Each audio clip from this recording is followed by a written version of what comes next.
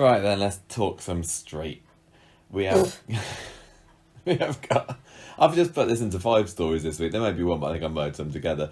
We got Peter and Out to begin with, which you told me when I said that the other day that we maybe used that before, but maybe that just goes to show that Peter has been in dire straits on more than one occasion since the podcast has been going, which it wouldn't surprise me at all. We had a bit more of the Asha Pashas, although the passion was dead by Wednesday. Good. Because you kicked that Corey to the curb. Hooray. I think everybody cheered. Oh, I also wanted to call this story the Alejandro, didn't I? Because of Dev passing the shop on. Kind of, I mean, he's not really, but well, he's getting Hardy to do all the hard work. Well, no, what you do to them today is getting him to do some performance reviews. Defecate. He's devigating tasks. I'm going to put you in charge of storyline title duty from now on. Not? We had a bit more of the confessions of the window cleaner story / race to raise the place, and a bit of Johnny Jailbird and the lonely story to tie up the week. When he inevitably changes his mind, are we going to name it? Right, who are we talking about here? Ray. Ray's race to raise the place does an about face. Oh yeah, yeah, nice. I'm on fire. Yeah, well, I just want to call it Ray Gun. Ray Gun. Both of those will do it. Right. I've heard lots of good things about this week's Coronation Street. I've seen some people you've heard good things. I've heard and read good things about this week's Coronation Street on social media, and I don't know whether it's me, and just because I was a bit knackered this week, but there I don't know. I just didn't necessarily feel it this week. I don't think there were some good parts, but I wouldn't say for me this went down as a super mega classic awesome week. There was one story that stood out head and shoulders above the rest, and I would say that wasn't the story that was supposed to be the A story of the week. It's the Alahans again. I bloody love them so much. They're so great. I think Ardy is fantastic. Asha is still brilliant, and Dev, as always, is like underappreciated. Even when we sing his praises, it's like it still feels underappreciated. It's weird, and maybe it is just the kind of normalcy about it, and it's not life and death about it. It's stupid compared to the Peter story, which is death's door. And it's not to do with like how far do you personally relate to it, because I can't relate to getting my kit off and having my boyfriend film it and put it on the internet. Not been given any shops recently. Being given a shop for my 16th birthday. Being a teenage boy who's overshadowed by his sister's antics, or being a single dad who's worrying about how to raise my teenage children. No. But I'm really loving it, and I feel, even though I don't feel like I'm in a very good position to judge this, it feels very honest and true as well. It feels real. It really, really does. But it's still entertaining, and it's still like slightly larger than life, which is what you want. Well, I mean, it has got Devon, so how could it not be? Well, we'll get to that story in a bit, shall we? Let's get to what I think Coronation's. I don't know. Would you say that Corey wanted the Peter story or the Faye story to be the main story of the week? Yes. One of the two. Well, we'll split it up with some Asha in the middle. I don't know. It's difficult. It's like if Peter hadn't done this about 10 times already, then Peter. That's the thing. It's like it feels as though you could just get the scripts from 5 years ago and copy and paste the scenes. And I'm watching this thinking like. Is this the lowest that Peter has ever sunk? Is this the worst he's ever got?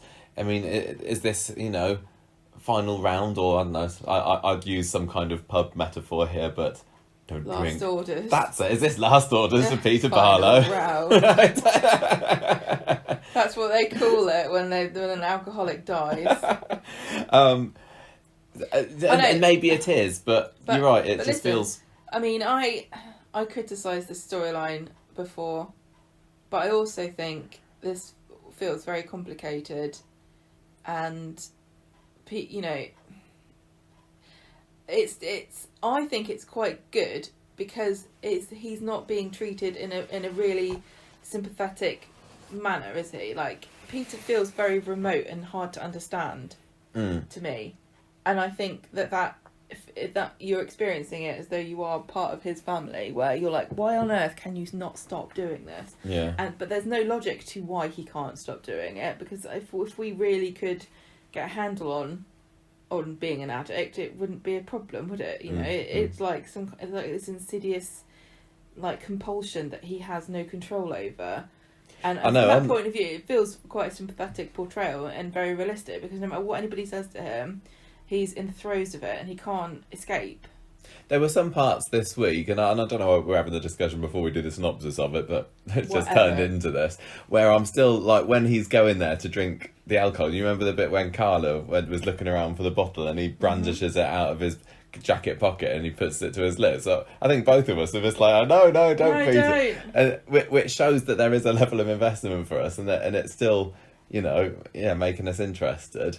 But and it's tricky because, I'm not an alcoholic, but I think I have a food addiction. I can't stop eating crap food. I want to lose weight, but I never can. And I don't want to try and like make out that I have an inside, what's the word? Like, it's not the same. It's not applicable. Chemical imbalance. But it really does feel like sometimes I feel the same way. Like, what can I do? Nothing. Might as well just carry on. And I don't care whether it affects me or upsets me or you, because it's like, well, this is what I want right now, and I can't like he was saying about every single time. Was there something to do with every single time I said no? It was all leading up to this moment where I could say yes again, or something like that, where you just like just feels inevitable and like inescapable, and it's such a hard pressure to deal with something like that. And it's even more so for if you're an alcoholic, because there's a chemical dependency. I don't think that people really understand unless you've been there. But also I think that being overweight is kind of a similar thing, where you know what you should be doing. Like, I know what I should be doing, but I can't do it. It's really difficult, and I know that it's hurting me, but it just feels impossible to stop doing it. So I feel a sympathy for both sides, because I can also like watching Carla and Ken and everybody going, what the hell are you doing? Like, it's so easy to not do.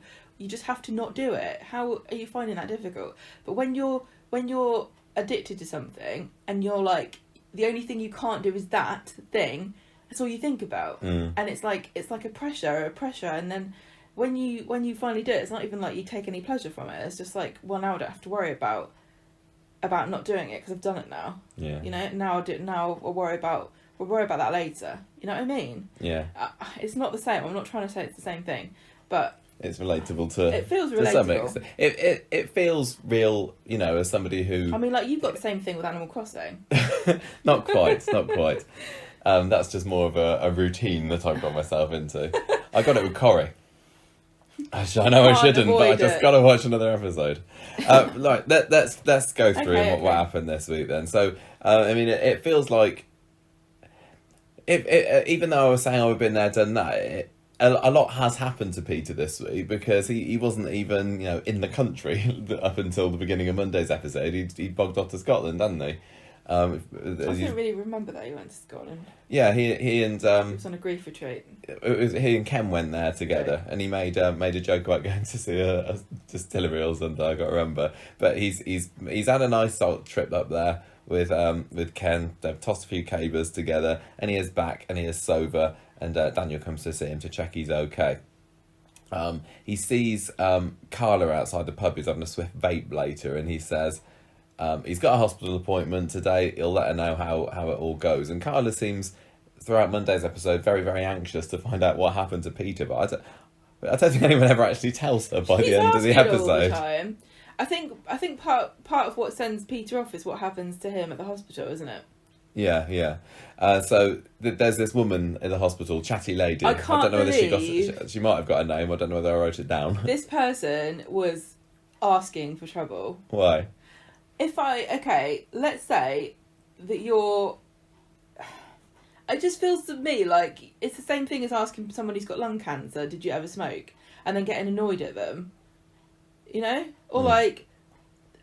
There's so many things this that we woman all... needs a liver donor, doesn't Or like she? going in for a Peter. colonoscopy and saying, "Oh, do you eat red meat?" And then they're saying, "Yeah, I love bacon," and you're like, "I can't believe it. You brought this on yourself." Yeah.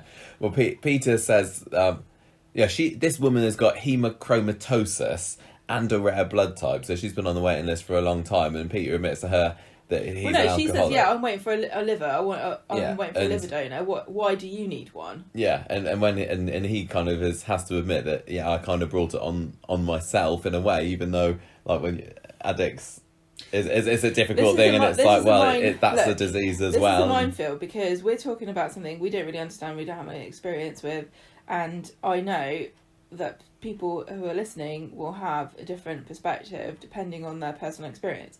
So some people might be listening to this going, oh yeah, you don't understand, it's not fair, you know, you don't ask to be an addict, and you can't help it. And then other people who are like family members or friends of somebody who has addiction will be saying, no, you're being far too lenient on this person, you know, they had every chance, you know, Peter's had he chance could have just chance. Stopped.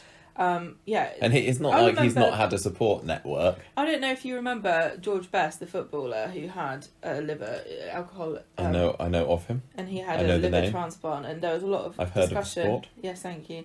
In the press about, like, you know, who deserves a second chance, and if you keep it, you know, but it's not like anybody wants to be an addict. This is the thing, and these and you can, you know.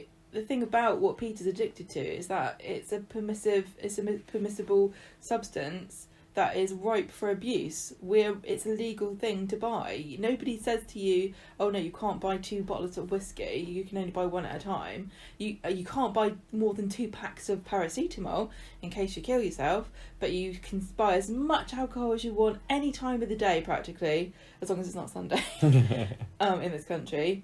And we allow it to happen, and we don't really give people, you know, everybody knows not to do it, but nobody gets given guidance or help, like at the beginning, like make sure you don't, you know what I mean? It's just such a toxic, but I mean, they're environment. That's true, but equally you could say, well, there are steps that he could have done to reduce the risk, like moving out of the pub sooner.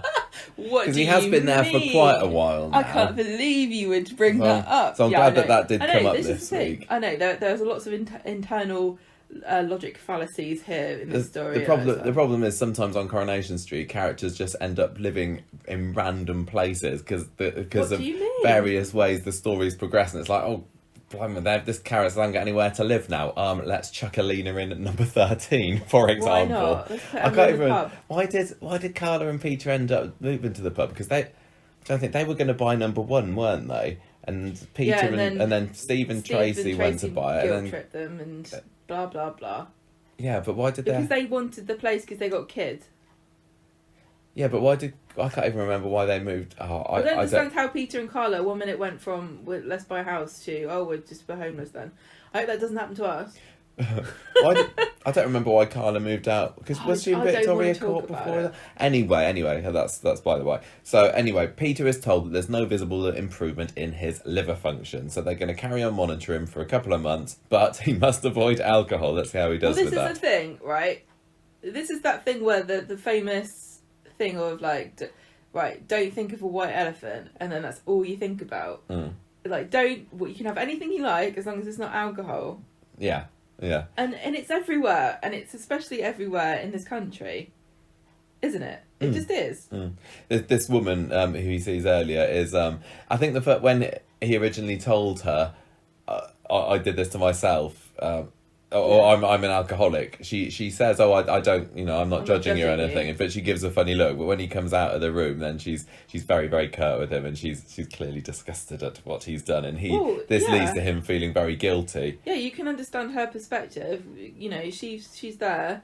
She clearly hasn't, because there's different things that lifestyle choices that you can make, and she clearly hasn't contributed that she knows of to her condition. And so of course she'd be furious because she's got this rare blood type, but because it's assigned on the basis of who needs it the most and who's got the right blood type, she could be waiting and he gets another one next week. Yeah, I'm sure she's already cursed the skies, but why is the roll of the dice landed with me getting this random position? And then this is what I hate about medical stuff. It's so not fair. It's just horrible to be given to end up with something.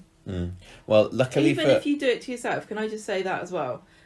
I think that people can be a bit high and mighty sometimes about people who do bad things. We've all got our vices. That's the thing. But the thing is about it that people probably don't think about, or I don't know, is there are other things that we all do that we accept that contribute to our bad health, and we all just accept it and we don't make a judgment on it, like sitting down all day long and not doing enough exercise, or eating too much red meat, or breathing polluted air because we want to drive our cars everywhere, or you know, all these things that we accept as a risk of our lives because we want to maintain a certain lifestyle, and then to turn around and sort of judge somebody because they're suffering from an addiction, and it's just so difficult because I can totally see both sides.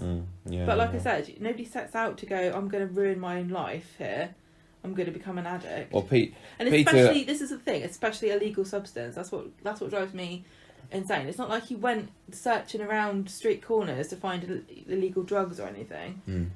Well, you said nobody goes out to destroy their own life, but this is where Peter ends up going this week, isn't it? He has pressed that button this week. But this is the thing, like the initial choice, like to become an addict. That's what I'm trying to talk about, because Peter, like, I think he's taken a bit of this is what I said about finally making that decision that you're not going to care about it anymore. It must be mentally quite freeing for him to say, yeah, stuff it, I don't care. I'm just gonna slide into oblivion here. He's been fighting this condition for how long? 10 years, 15 years, mentally, maybe. The struggle of daily deciding or making a choice not to do the thing that you want to do the most. Yeah, and he's still hiding it from Simon at the moment, isn't he? Because Simon is still under the impression that everything's okay, so he's still fighting that, you know, that little bit. But anyway, luckily, things look like they could be on the up for him at first, because he goes back home and finds that Ken and Daniel have got their heads together and they've decided, they've come up with a plan, and this is that Daniel wants to get tested to be a liver donor. Didn't we talked about this on the podcast last week, didn't we? And didn't really know the ins and outs of it. I think I said, or is it the outs and ins if it's a donation? And it's, I think what you said was right, that they chop off a little bit and stick it in there. It grows back. Yeah. It's actually a pretty resilient organ, I believe. Yeah. I mean, you can't do that to your brain. You'd have thought, though, they should just have, like, loads of little liver bits on ice. Shouldn't you? You know, just chop off a liver into 10 pieces, and then you go, 10 healthy livers can grow if you stick it in the right conditions. So if anyone is listening to this with any medical knowledge whatsoever, we apologise. I don't even know how to put a plaster on a child at school. It's like, go and see the teaching assistant. So, anyway, Peter turns down this very kind offer. He doesn't want a bit of Daniel. I don't want to be his second-hand liver. No. So they have a little bit of a light-hearted debate about donation and you know, the pros and cons, and there's a bit of a Tracy kind of admits, I probably wouldn't want to donate actually because, you know, I'm selfish, but that's fine. At the end of the day, Peter's like, no, I'm fine. I don't want it. I think it's better to be realistic about whether you're going to be able to do it or not than to say you will and then back out at the last minute. And Peter's brings up this woman from the clinic and says, well, give it to her then. If you're so desperate to, you know, be a do-gooder about it. This is at this point really, I think, where he has decided, I'm not having it. Because I think even maybe a couple of weeks ago, Peter might have entertained the idea a bit more, but... Well, if you're self-loathing to the point at which you're going to drink when you've been told not to, you probably aren't up for being saved by somebody. I think if he gets a new liver as well, then he would feel the responsibility of looking after it, and maybe he doesn't think he'd be able to do that. Maybe he doesn't want to. Maybe he's sick of it now. You know. Anyway, the thing is, I think Daniel's like, I'll donate my liver if I'm a match to you, but I think there's a thing that you can do where if you have a donor who doesn't necessarily match you, you can still be entered in higher on the list. And then you get it off somebody else, like you do a swapsies with somebody. I think that's true. I don't know. Trade. I trade you this liver for half a kidney. So everyone goes. Daniel goes and tells Adam about this. This is when Peter sees Simon and says, "Yeah, everything's great, son. Don't worry about me." And then he heads off. I hated that as well. him telling Simon. Well, poor Simon, he's got the weight of the world on his shoulders already with Leanne at the moment, doesn't he? I know, but unbeknownst to Peter. I've been lied to about other people who've told me that they're okay when they're not, and the betrayal that you feel and the upset when you realise he's just doing it to save his son's feelings. It really doesn't. He's still a kid. He's only 17. Because you'll find out, and then you not only do you have to deal with the fact that the person is sick, and you have to battle with that feeling that you had of relief, and that's a lie, and then dealing with being lied to. I just think I don't know what Simon would have done if he'd have been found out this week. I think it was just because he's already got his hands so full with Leanne, who's also in a similar, well, not quite obviously to the same extent, self-destructive mood. Him. She's reliant on him. She hasn't been out, has she? Even though she said she has, and he couldn't take it, poor lad. Anyway, Peter goes over to the lawyer's office to go and see Adam in his senatorial capacity, because he decides that he wants a DNR put in together for him, didn't they? Which is do not revive. So if he ends up conking out, do not resuscitate. Do not do not reanimate me. Yeah, do not recast. That's what Peter needs. He's had enough so far. You tell you what. I've been Peter for 20 years now. You can't change me. I'm settled in this role. Do not recast. So he's like, yeah, if I die, if I drink myself to not if I die, if I'm nearly dead, don't bring me back, please. And this is it's a huge decision to make as well, isn't it? I mean, I remember my mum had to make this decision as well in her final years, and just awful to have to think that. It's often a good decision to make. I know it sounds macabre, but it's balancing out. Oftentimes, when you are resuscitated, you are still. It's not like you get brought back to life and you just do a little cough and you're fine. There's a lot of stuff that. In real life, a lot of bad things that can linger, and perhaps your quality of life would be permanently affected, and then you might pass anyway, having suffered. I don't know. Yeah, Peter would have to be drinking the rest of his booze through a straw. Because I used to think, people are selfish who have DNR, because what about their families? But then I found out more about it, and it's actually the right decision for some people. Peter is causing his family an awful lot of angst at the moment. This is the thing. He's like a massive emo. Nina, if she knew the extent of it, she'd be like quite proud of him, I guess, for how dark he's being. He's being so self-destructive. He's got a death wish. Like, he is kind of basically killing himself. Yeah. As fast as he can think of doing it, and he doesn't want. He's like, I don't want to cause trouble for anybody. I don't want to be resuscitated. I don't want to live. But it's like you know that your family will want these things for you. Gosh. Yeah. So Adam goes and tells Ken this. I mean, Adam's problem as well with it is obviously he's feeling very guilty naughty about kind of causing this, because if he hadn't slept with Carla, then that's what the trigger is for this latest spiral downwards and it's like, for Peter. Yeah, they really, I can't believe they did that. It's the stupidest thing ever, honestly. It was kind of out of character, and it was such a crappy thing to do for Carla and Adam to sleep together. But then also, it's like, you can't just go, oh, well, they slept with each other, so I'm just going to drink myself to death now. You have to take a bit of personal responsibility. I was kind of hoping that Imran might be involved in this. He wasn't in it this week, was he? Toya had a scene, Imran wasn't in it at all. He got a couple of name shots. He's obviously very busy with something at the moment. But anyway, Ken goes to see Peter, or Peter sees Ken, I can't remember, at the end of that episode, and reminds him about the old suicide chat from a couple of weeks ago with Beck Lynch and everything. And he says to Peter, look, you could still have 40 years left. This was 30 years ago that this happened to me, and I'm just happy and grateful every day that Bet stopped me.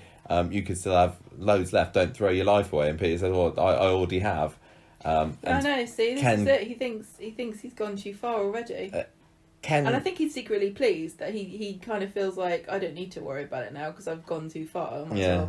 Ken this week is, I don't know what he's doing really. Is he actually giving up, or is he just saying he's giving up to try and shock Peter into doing something? Because at the end of this episode, he's like, well, have it your way, Peter, but don't see me never charge. And then on Wednesday, when it turns out that Peter's looking for somewhere to live, Ken's very quick to say, well, you're not staying here if you're still drinking. Yeah. Because that's the your own problem. good. If you're a family member of somebody like this, there's a really thin line between supporting and enabling. Yeah. So How Wednesdays, and you won't know. You can't tell whether you're doing one or the other a lot of the time. on Wednesday, Peter tells Ken that he's off to an AA meeting, and so Ken's chuffed about that, but big fat lies. And we have there's more of Adam's kind of feelings of guilt on Wednesday about causing this. He talks to Sarah and says that he's worried about Peter, but Peter is not interested at all in speaking to Adam, because Adam's initial reaction to hearing about this DNR was, "What on earth are you doing? This is too early. I don't want to do this." And Peter goes over to him and said, "Look, I'm going to end my own life on my own terms. Thank you very much." It's a little bit like we had with Hayley in a way, isn't it? Which also ended in drinking of a foul concoction, which is mirrors Peter's situation somewhat. I think it's not as foul as you think. Whiskey. I don't like any booze. Carla's feeling cut off from the whole thing, because by the end of Monday's episode, despite asking everybody to tell her how Peter got on, she doesn't actually find out, I don't think. So she goes to ask Adam what's happening with Pete, because she knows that something's going on, because Adam's acting a bit funny. And under a bit of duress, he tells her about Peter's decision to end his own life in his own terms. So Carla goes marching off to see him. Adam tells Sarah that everyone's mad at him because he started this whole ball rolling. And then Peter goes to the Rovers, has a go at Carla. Everyone's just at each other on Wednesday. To be honest, Adam's the one I have the less sympathy for out of everybody. Oh, because he totally. just literally had no reason to do it. It's always such a stupid arse. He's a rotten ape man, isn't he? Yeah. Peter. Maybe I should be fair. Maybe he is a sex addict. I don't know. Oh yeah. Peter's been summoned by Carla, and when he speaks to her, as having supposedly been to an AA meeting, she notices that he's got alcohol on his breath, and he doesn't even try to deny it anymore, does he? He tries a little bit, and then he goes, "Actually, fine." Barely, because he remembers. Oh yeah, I don't care. I'm drinking now. Here it is. Look at this. What I got in my lovely bottle of vodka. My jacket. Yum. Starts knocking it back, and Carla's face is just like, "No, don't!" And this is the moment when we were like, "No, Peter," as well. Yeah, it was. Yeah, because it is like we've been told so much on the show recently. One more drink could kill you. Exactly. And this week we've been seeing him drink after drink after drink. Yeah, he must be on the.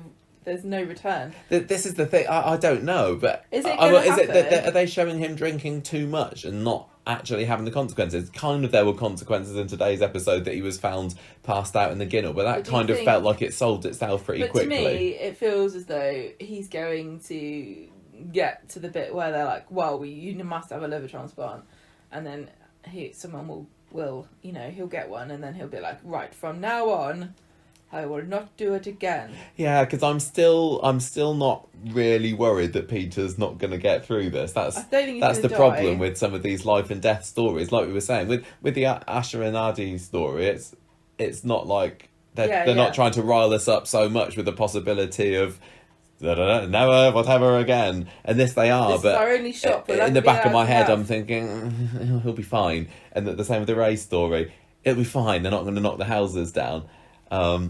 But anyway, Jenny weighs in at this point, and she hears that he's stolen the whiskey because he goes to the bar because he goes and takes another bottle, and her first reaction is, "Did you pay for that?" Yeah, which that is was kind great. of supposed to be.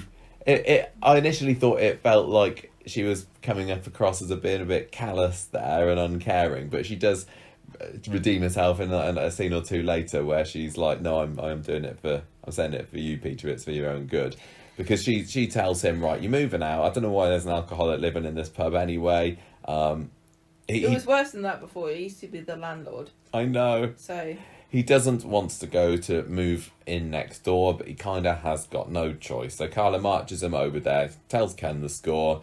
With Ken so disappointed, we get 2 whats in as many minutes. Does Peter have a job? He doesn't, does he? Is he taxi driver? I can't remember. Maybe. He needs a job. Get a job, get a flat, stop mooching off your dad when you're... How old is he? 50 something? Is he? No, he's 40? Yeah, oh, he's not 40-something, he must be 50-something. I don't know, we watched him be born earlier in the last year, didn't we? I know, but that makes us Was he- makes us sound like we're like 60, Michael. We didn't watch him get born in real time. Was he taxi driving when that guy gave him the alcohol? That you know, what started this relapse That's was that right, guy yeah. giving him the hip flask. Was that a I fair? think because they stole his somebody- taxi. Yes, that's right. There So we maybe go. he's We like, know I what. can't drive anywhere because I've got We're no curry taxi. experts. We know what Can you jobs imagine everyone if does. if you call a taxi and he can't tell you, hello, I don't have a car, it got stolen. So should we get the bus? I'll keep you company and I'll get you on the back seat. I'll ask you questions about where you want to go on holiday. How'd you like it? What's going on? Ken's can't believe what's going on with Peter when he finds out that he's drinking again. Yeah, because and it just seems offers completely unbelievable, doesn't it? Yeah. Take away everything I've said about being sympathising with somebody and understanding and and go, but why? But why of all the things? My God, why? Oh, Which I guess does again make this true to life, because alcoholism isn't just a problem that you can solve and Well, then you're it's not fine, a because straight- because it's not a people linear- who haven't drunk for a year, 2 years, 5 years, and they got their little badges or whatever will still say they're an alcoholic. It doesn't just you're not an alcoholic anymore. The thing is that there are different schools of thought about addiction, and there are certainly people who will tell you that you're an alcoholic for life. But I think Corey's done a good job of showing us different perspectives, because Carla definitely battled an alcohol problem at some point, and she's got an addictive personality, but she has managed to stay away from booze because she had a medication and she couldn't mix it with, and it wasn't an issue for her, but she definitely had a problematic drinking habit at one point. So it's not like Coronation Street saying you're either an alcoholic or you're a normal, and I think that's a fair assessment, because some people it hits it different. It really hits you differently, and Peter seems to be the sort of person who will struggle for the rest of his life with it, and at this point in time he's not really up for that. No, and he doesn't need his dad hanging around to offering him advice as either, because he says, I don't want to live here, especially if you're telling me I can't drink. So Ken at this point, he goes, well, the door's there, you go, enough's enough, the choice is yours. Peter said was Ken's like, you have to stop drinking, and Peter says, I don't know if I can or if I even want to. Yeah, that was good. So he goes striding off. Carla chases him up the street to try and stop him. He lays into her. He's vile to her, isn't he? Just to try and get her off his case, saying that, well, you're just as bad. One minute you're out all kind and caring, and you're doing your nursing acts and looking after the poor alcoholic, and the next minute you're dropping your knickers for anybody and everybody. So sod off you. Kind of fair. She goes moping back to Jenny, who's nice and sympathetic. I like that. But Tracy isn't, is she? Because over at number one, she's saying, well, nobody can help Peter. She's right. She says he'll be fine, but she says at the end of the day, it's down to him. We can all try and help as much as we can, but sadly, nobody can help him. Yeah, the ball's in his court. The buck stops at him, and she says he'll be fine. This is good. This reminds me of what happened in the aftermath of Aiden's suicide, where you had a range of different reactions from people. Yeah. And Corey's doing the same thing again here, where there's lots of different characters who are kind of involved. And you got Jenny, who was like, I wash my hands of you. You have Tracy, who's like, whatever. And then you got Ken, who's like trying to force him. Ken doesn't know what to do, because he throws him out on Wednesday, but then by Friday Ken's feeling guilty again. The last scene on Wednesday we get to see is a very close-up shot of Peter suffering and shivering cold somewhere outside, because it's obviously on the Corrie filming lot somewhere, but they didn't want to show where it is, but I think we're supposed to think that he's far, far away. Friday's episode, Ken is filled with regrets about it. Steve waltzes in. A maybe unnecessary addition to the story this week, but don't worry, everybody, he's going off to live up a mountain somewhere by the end of the episode. It was because he was like, can I be in this storyline? And Tracy was like, no, this isn't for you. I don't think you're really helping anything. So he goes, I'll just go for a walk. Aren't you in the Ollie's death storyline? He's like, no, not really. That's the Anne and Simon. Yeah. I'm fine. in the Three Peaks storyline. Yeah. But we can't do location shooting. But my co-star is caught up with his daughter possibly He's in being the pregnant Faye again at the storyline. moment. Poor Steve. Nobody wants him in their storyline. So he just says, "I'm gonna go," and I've been in this show 31 years. I need a bit of respect, please. he just says, "I'm gonna go and stay somewhere."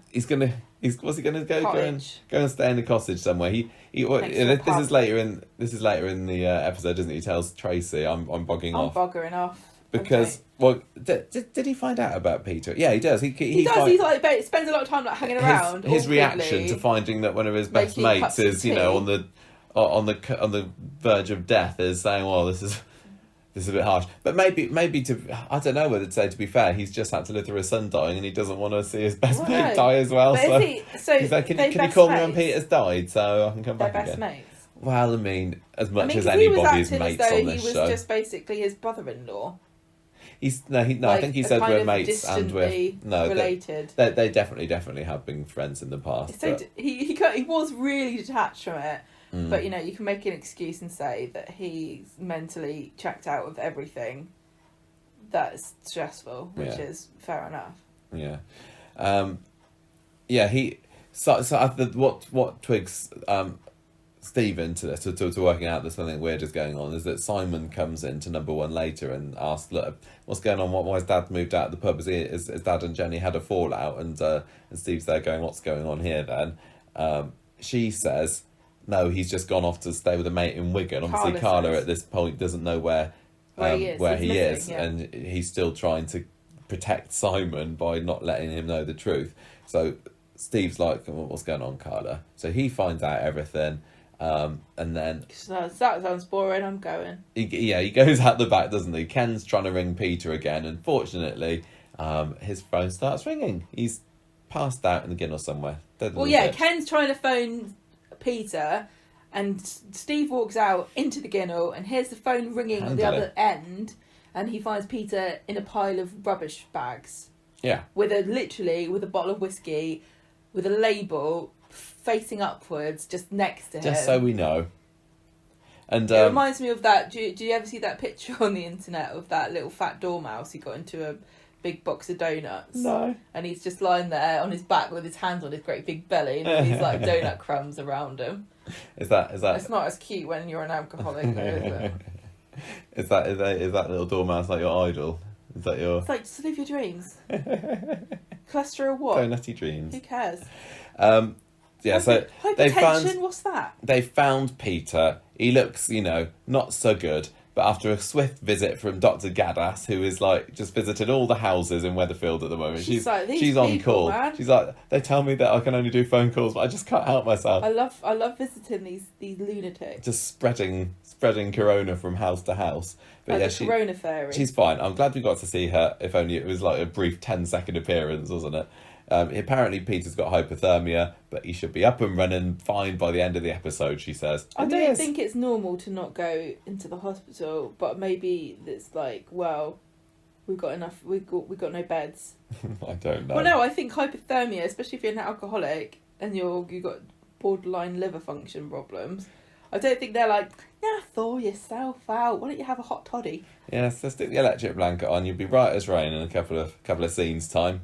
And he is, because he's up and about, but sadly still wanting to go out and get drunk somewhere. Well, he says I don't know what I want. He's going. He doesn't know where he's going. He just wants to get away from this street, away from everybody, and he can't promise that he's not going to drink either. And that's the last we see of Peter. It did kind of feel a little bit to me like I don't know whether, obviously it did, but I didn't feel like huge story progression in today's, because the end of Wednesday's episode was Peter's gone out, where is he? I don't know. And now we had that little blip where he was found passed out in the Guinness just for shock value maybe, and now he's gone again. And now he's back again. So they're going to have to up the ante on Monday maybe. But how do you up the ante from being on the brink of death just vomiting blood again? When in doubt, just puke up some blood. That was pretty affecting the other week, wasn't it, when that happened? I just think he's going to. I just feel as though this thing with Carla is. I don't know how you can resolve it, because he just doesn't trust her anymore, and she's done nothing particularly apart from apologise, to make it like okay again. And she's just I begged and kind of whined. think that they should just break up. Maybe it's sad to say, but maybe If he can't trust her, and it's making him do this, I'm trying to think of how Peter can get out of this situation, and I just think he needs to go. I've got to focus on myself, so I'm gonna. We can't be dating anymore, and then he'll say maybe he does. end up in hospital where he is on death's door because his liver is failed, and then Daniel gives him a transplant, and then he said slowly rebuilds himself from there. Maybe he does just need the love of a good woman that doesn't have baggage like Carla does. Somebody who can just love him for what he is, love his tattoos, love his little beard.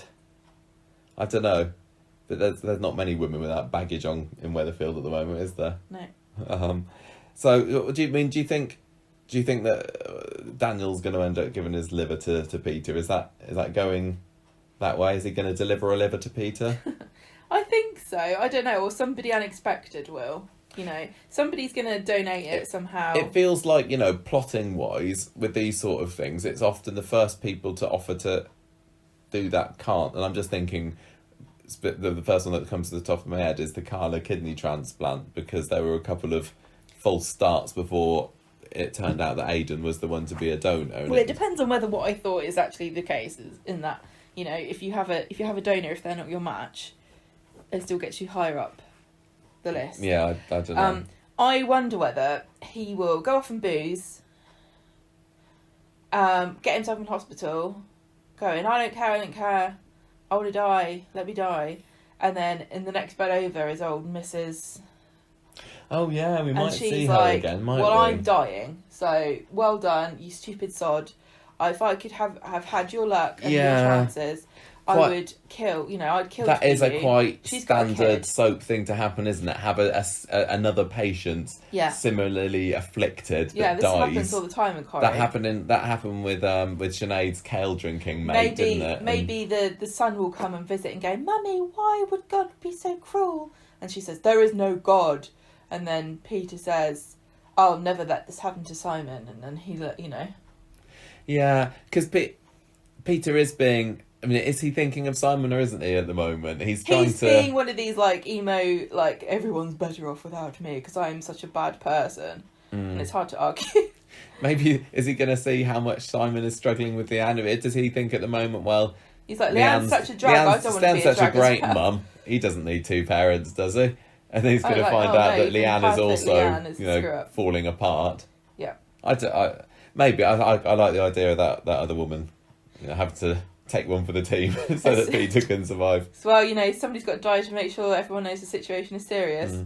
I just as soon as I saw her in the waiting room and she was looking at Peter and you could tell she was going to say something, I'm like, oh, she's got a story to tell. We're going to find out before the end of this scene. Yeah. Is there anyone else, storyline wise, that might make an interesting donor? Could Adam end up donating? Oh God, yeah. Probably. It's not going to be Ken, he's too old. I suppose with Adam, it's like, why would... I suppose if he's feeling guilty, maybe he would check. Possibly. Yeah. I wouldn't have thought Carla could if she's already, missing a few organs of her own. She don't want to be giving her other ones away. She's got 3 kidneys now. Oh yeah, she does. So they don't get rid of the old ones. maybe chopping off a bit of liver would give her free up a bit of space in the abdomen for another kidney. Maybe yeah. I like Daniel's offer, but I don't know. It feels like maybe it's not going to come from him. I kind of want somebody to offer in a kind of really naive way and then be told, are you sure, because you're this a and match. this, and then they're like, oops, no, actually I don't want to anymore. However they do it, in my mind, I don't know how it can be as good as the Aidan one, because at the time that felt like a standard donation story, but then looking back on it, not that you get them, not that they're 10 a penny or anything, but when you look back on it after the suicide thing and the reason why Aidan donated it and then the crying after the surgery and everything, is like, that was good. Yeah. That was an excellent story. Well, They can't always be the same. Yeah. So I don't think I'm gonna say maybe it could be Adam that ends up giving him a bit of liver, but I don't know. Maybe. What did you think about Ken this week? Have we ever talked about Ken, the fact that he? I think he's It's a bit milking this hands-off. whole I nearly killed myself once, so I know how you feel thing. It's like, it's not the same, Ken. And he's saying that, you know, I got 30 years of life out of it, and imagine, blah, blah. It's like, yeah, but Ken, he got 30 good years of health, and Peter's not looking at that. He's looking at liver failure and medical complications. And you know, I don't know. I don't know what Ken's suicide thing was. It's kind of a bit problematic in retrospect, because it just seemed like a spur of the moment thing, and it wasn't like he wasn't depressed or anything, and he just kind of like went, well, I just pulled myself up by my bootstraps and I got on with life, and that's what you need to do. But he didn't have to battle with what caused him to come to that decision every day, like Peter's doing. Because you know, even if Peter now decides I'm never going to drink again, he still every day has to, you know, overcome that problem of, oh, but I really want to. Whereas Ken was like, no, I really want those pills. Well, Ken You know tried what I mean? Ken tried to kill himself because of Deirdre not Yeah, I having know. him back, wasn't it? And And then he got over it. Yeah, they were friends by the next Christmas. It was fine. But you know what I'm saying? Yeah. Ken's trying to sort of make it about him and saying, look, we're the same. But Peter's not in the same situation at all. Not quite. Did you think that he was being a bit harsh when he told Peter you can't stay here then? No, I think he was trying to help him by making it impossible for Peter to drink, but he didn't realise how much of a grip it's got on him. Which he kind of should have done by now. I know, but it's difficult to understand. Anyway, we'll see. And the only other thing that I wanted to mention about this story was Daniel going for PGCE. That kind of came out of nowhere. Oh God, he's going to be on it. He wants to become a teacher in the year where you don't actually have to go in and interact with the children because or have schools any are all homework, closed. have any work that you have to do outside of. I don't know much lessons. about how PGCEs work these days. What I don't is know it? where this is Just the teacher training. qualification? Yeah, he said he's just started a course, and I kind of thought that they all started in September, so I don't know how he's been able to get that. But I might be wrong. Open Maybe you can start university. PGCEs whenever. I thought that one of our friends is doing something to do with teaching assistant, something in a BTEC or something, and she started now. Oh yeah, I don't know. Do you like the idea of Daniel as a teacher? I mean, only because it's so irritatingly obvious, and like he's such a bloody stereotypical what people hate about teachers, isn't he? He's such a pompous arsehole with no life experience at all. He thinks he can tell everybody else what to do. Because he read it in a poem And once. he's like, oh yeah, I really like poetry, it's so great, yeah, literature's brilliant. Like, yeah, did he say? I don't know whether he said what sort of teacher he's going to be, but I'm assuming he's going English to be an teacher. English teacher in secondary school. Yeah, just like his dad, like Father Light's son. I quite like the idea of that because it's never he's felt a sympathetic character to become a teacher. So I'm like waiting for him to just be an arsehole to everybody and make teachers look crap again on Coronation Street. I like the idea of getting the school back into it. It felt right when Ken was a teacher. That was quite good. Well, they can't do any location shooting. They can't at the moment. They may be hoping that they'll be able to do that by the time he gets his qualification, because you can't just snap your fingers and be a teacher. Can't just rock up and go, I know what, I can teach these kids. Yeah. I only get them to read Keats, yeah. Byron, Shakespeare. Michael Rosen. He's my personal favourite. No, I prefer the idea of him being that than, because it's been so long. He's just been kind of loitering, wafting around, working at the bistro, which didn't really seem to fit with his skill set. So he is an intellectual. So yeah, that feels like a good job for me. But he is how much of it we'll see, I don't know. Adrian Mole. That's who I think of him as. Why is that? Because he's just like he just thinks so highly of himself, and he's just not that great. And he feels like everything is like, oh, I feel this more intensely than other people, and all my emotions are more important than other people's because I'm more intelligent. I do wonder whether we'll get school stories for him.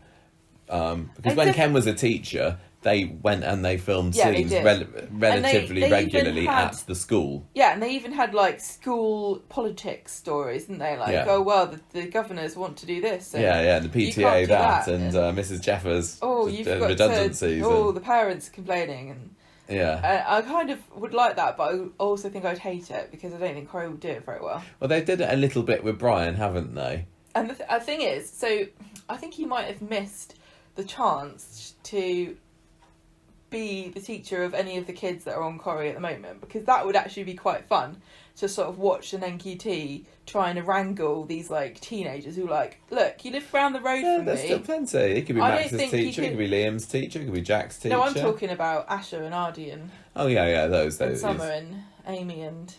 Yeah. Faye. Yeah. They're all too old now, but that would have been like, they'd be like, oh, you can't tell me what to do. Like, you served my drinks last year. You brought me a steak and it was overdone, so whatever.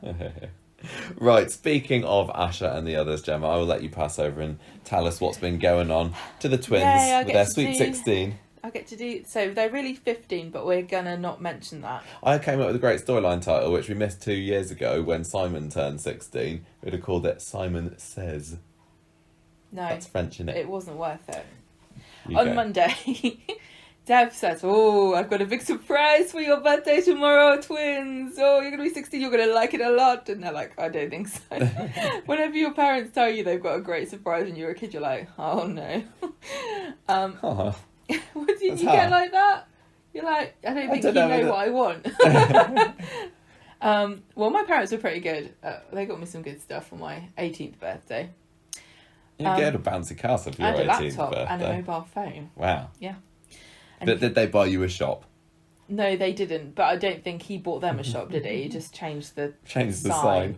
So on Monday, Asha goes to the cafe and chats with Nina. There is definitely something going on between these two. It's fairly obvious at this point. That I they're gonna don't try know. and do something I romantic don't know. between these two. I wonder whether they're just kind of floating it to see what the general reaction is on social media, maybe. And What the Gemma reaction is. I'm not for No, it. they plan these, as I know from having recently spoken to story editor Joe Parkinson, that this gets planned 6 months in advance. I'm sure they know what's going to happen. Yeah. But I don't know. I don't think it needs. I really, really like their friendship, and I don't think it needs to turn into anything romantic. But maybe there is going to be some unrequited. But it still would feel weird to me if Nina was the one that was preying. That's not the right word on Asha. Crushing. Yes, crushing on Asha, because there is a couple of year age difference. I don't know. It doesn't. I feel don't know quite what right it's like for girls though. Like when it's an older boy, it feels predatory, but when it's two girls, it doesn't feel quite as exploitative. And also, let's not forget that we don't. I mean, lesbian characters on the street. Where are they? Crushed underneath the remains of the factory one's roof. Dead. One's been disbarred. The other one's sunning herself in Bali. Yeah. So you know. I don't know whether we're not lesbians, so we can say, oh yeah, we don't really want. But you know, if you're watching it and you want somebody like you in the show, the idea of a Nina crushing on anybody could be quite funny. I imagine I imagine a vampire coming up to your bedroom window in the night. You remember, on What We Do in the Shadows, and they had what's the character? Which the one? girl? Nadia talking about when she went up to the window and saw. Yeah. Well, he was masturbating. Was he?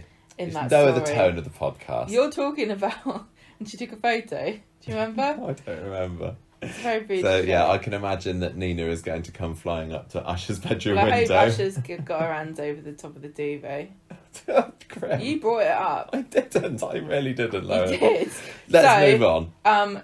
So they have a nice chat about birthdays and stuff, and she says, I don't even think Corey's remembered it's my birthday. I don't get that. I don't know why. He's probably got a countdown timer on his phone, He's like creepy enough to... the shag timer or something. He is creepy. Yeah. Deb's got his... What? Nothing. Deb's got the shop sign covered up and he's excited about it. He wants everyone to know he's got a present lined up. He's accosting people in the street. Nobody's that bothered. Corey wants to have a cosy night in with Asha on her birthday. He's established that he knows it's her birthday. And she's like, like she knows why he wants her to. And she's not really keen and she can't think of a way really just to get out of it.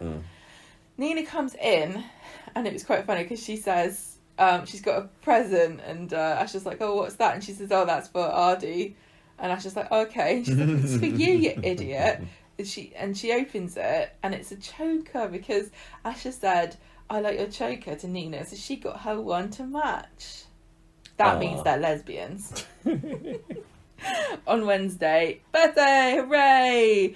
Dev gets full on deving on the beginning of Wednesday's episode. He's got his blowy. What's it called?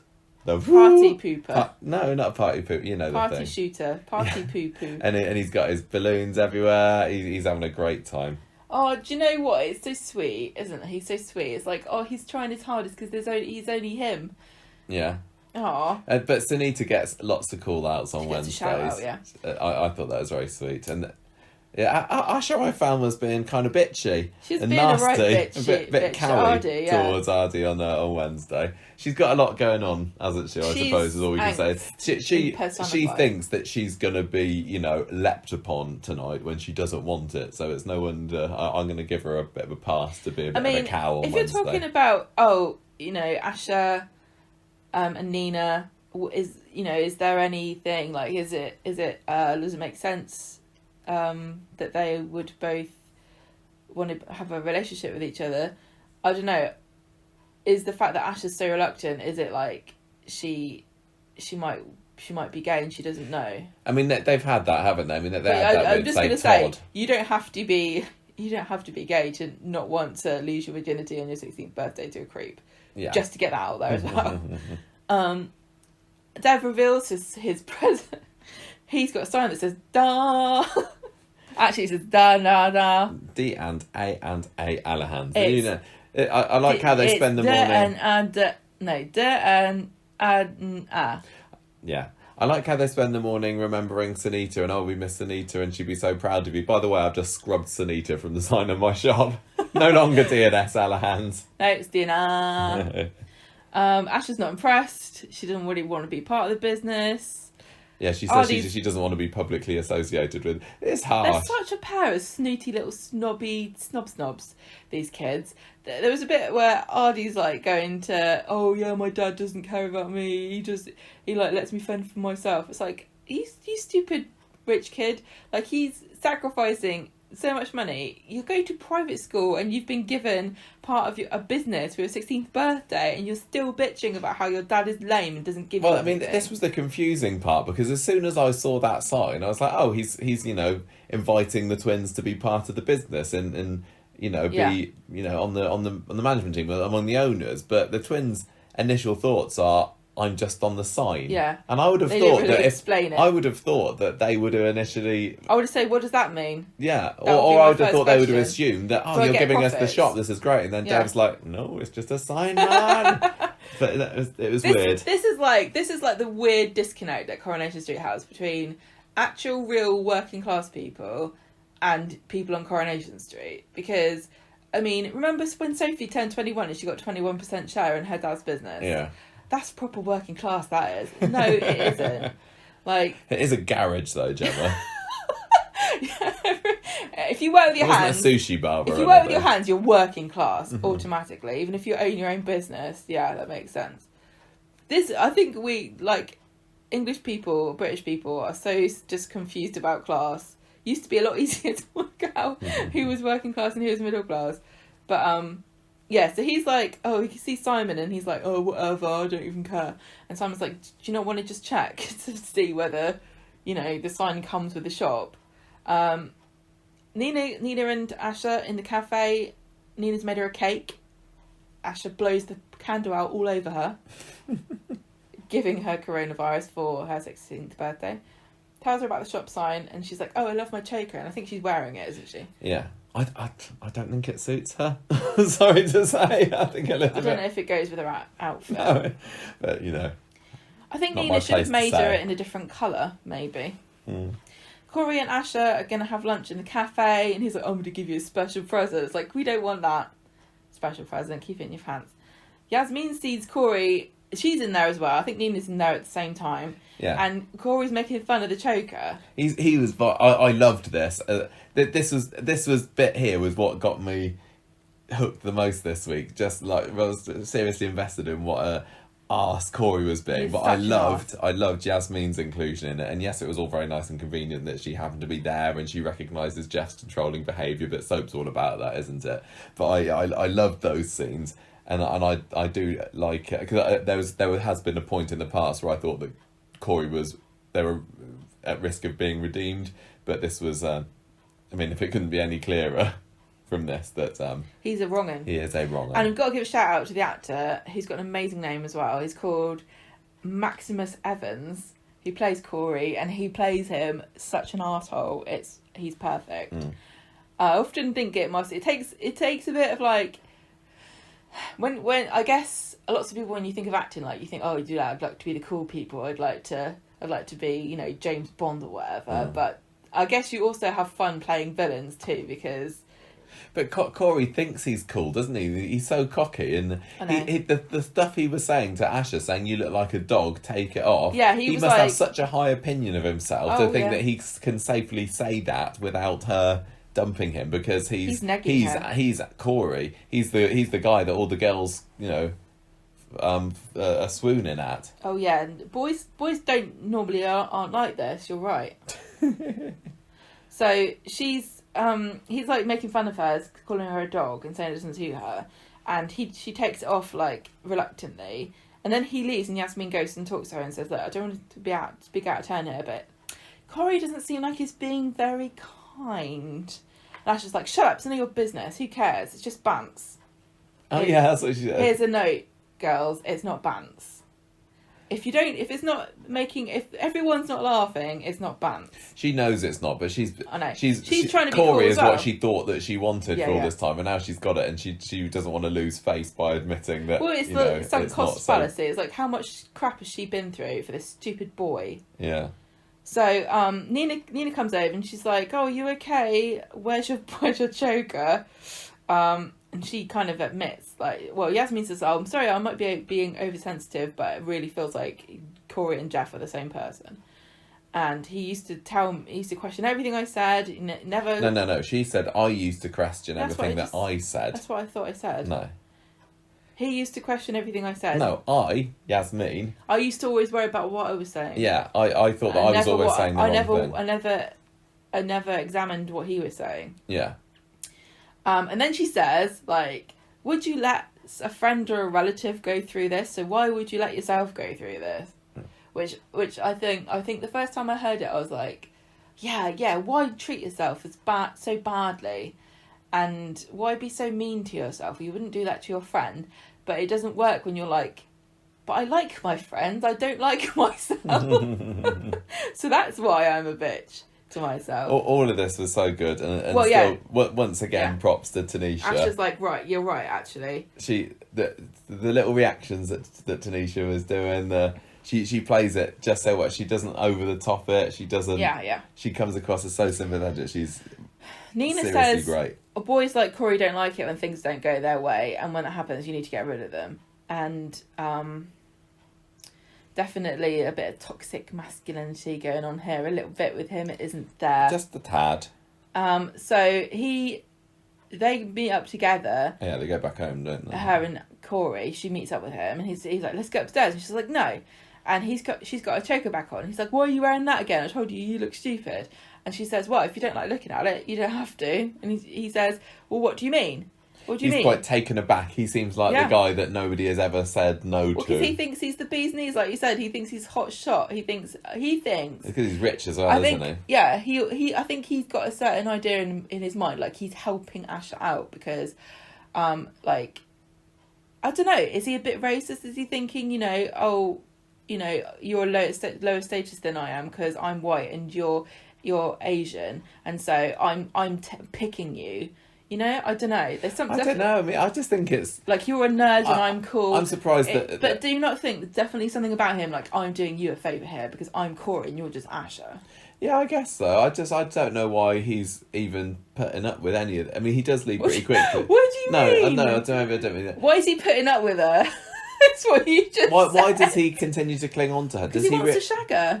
But surely there's He feels plenty like of girls willing to throw themselves at him. I think he feels like he's owed a shag. Honestly, I think he thinks like she owes it to him because of all the times he's put up with her and how long he's been her girlfriend, her boyfriend, and not had sex with her, and like all the other girls have sex with their boyfriends. Why do I have to wait? Blah blah blah. You know, I waited till you're 16. Now you're 16. Now you owe me. And as soon as he he realizes he ain't getting what he wants, he leaves. So that's what he was after. I love her little expression that she gives at the end of the scene. She looks kind of quite pleased with herself as he leaves. It's like, she says, "You can't decide what I wear." He says, "Take it off and say sorry." She says, "No." So he leaves, and then she's like, "Ha, I did it." So there you go. Talk about what's it called? Rite of passage. You know, she's become 16 and a woman just by accident on the same day. I hope that this newfound confidence that she's gained by. She's learnt now.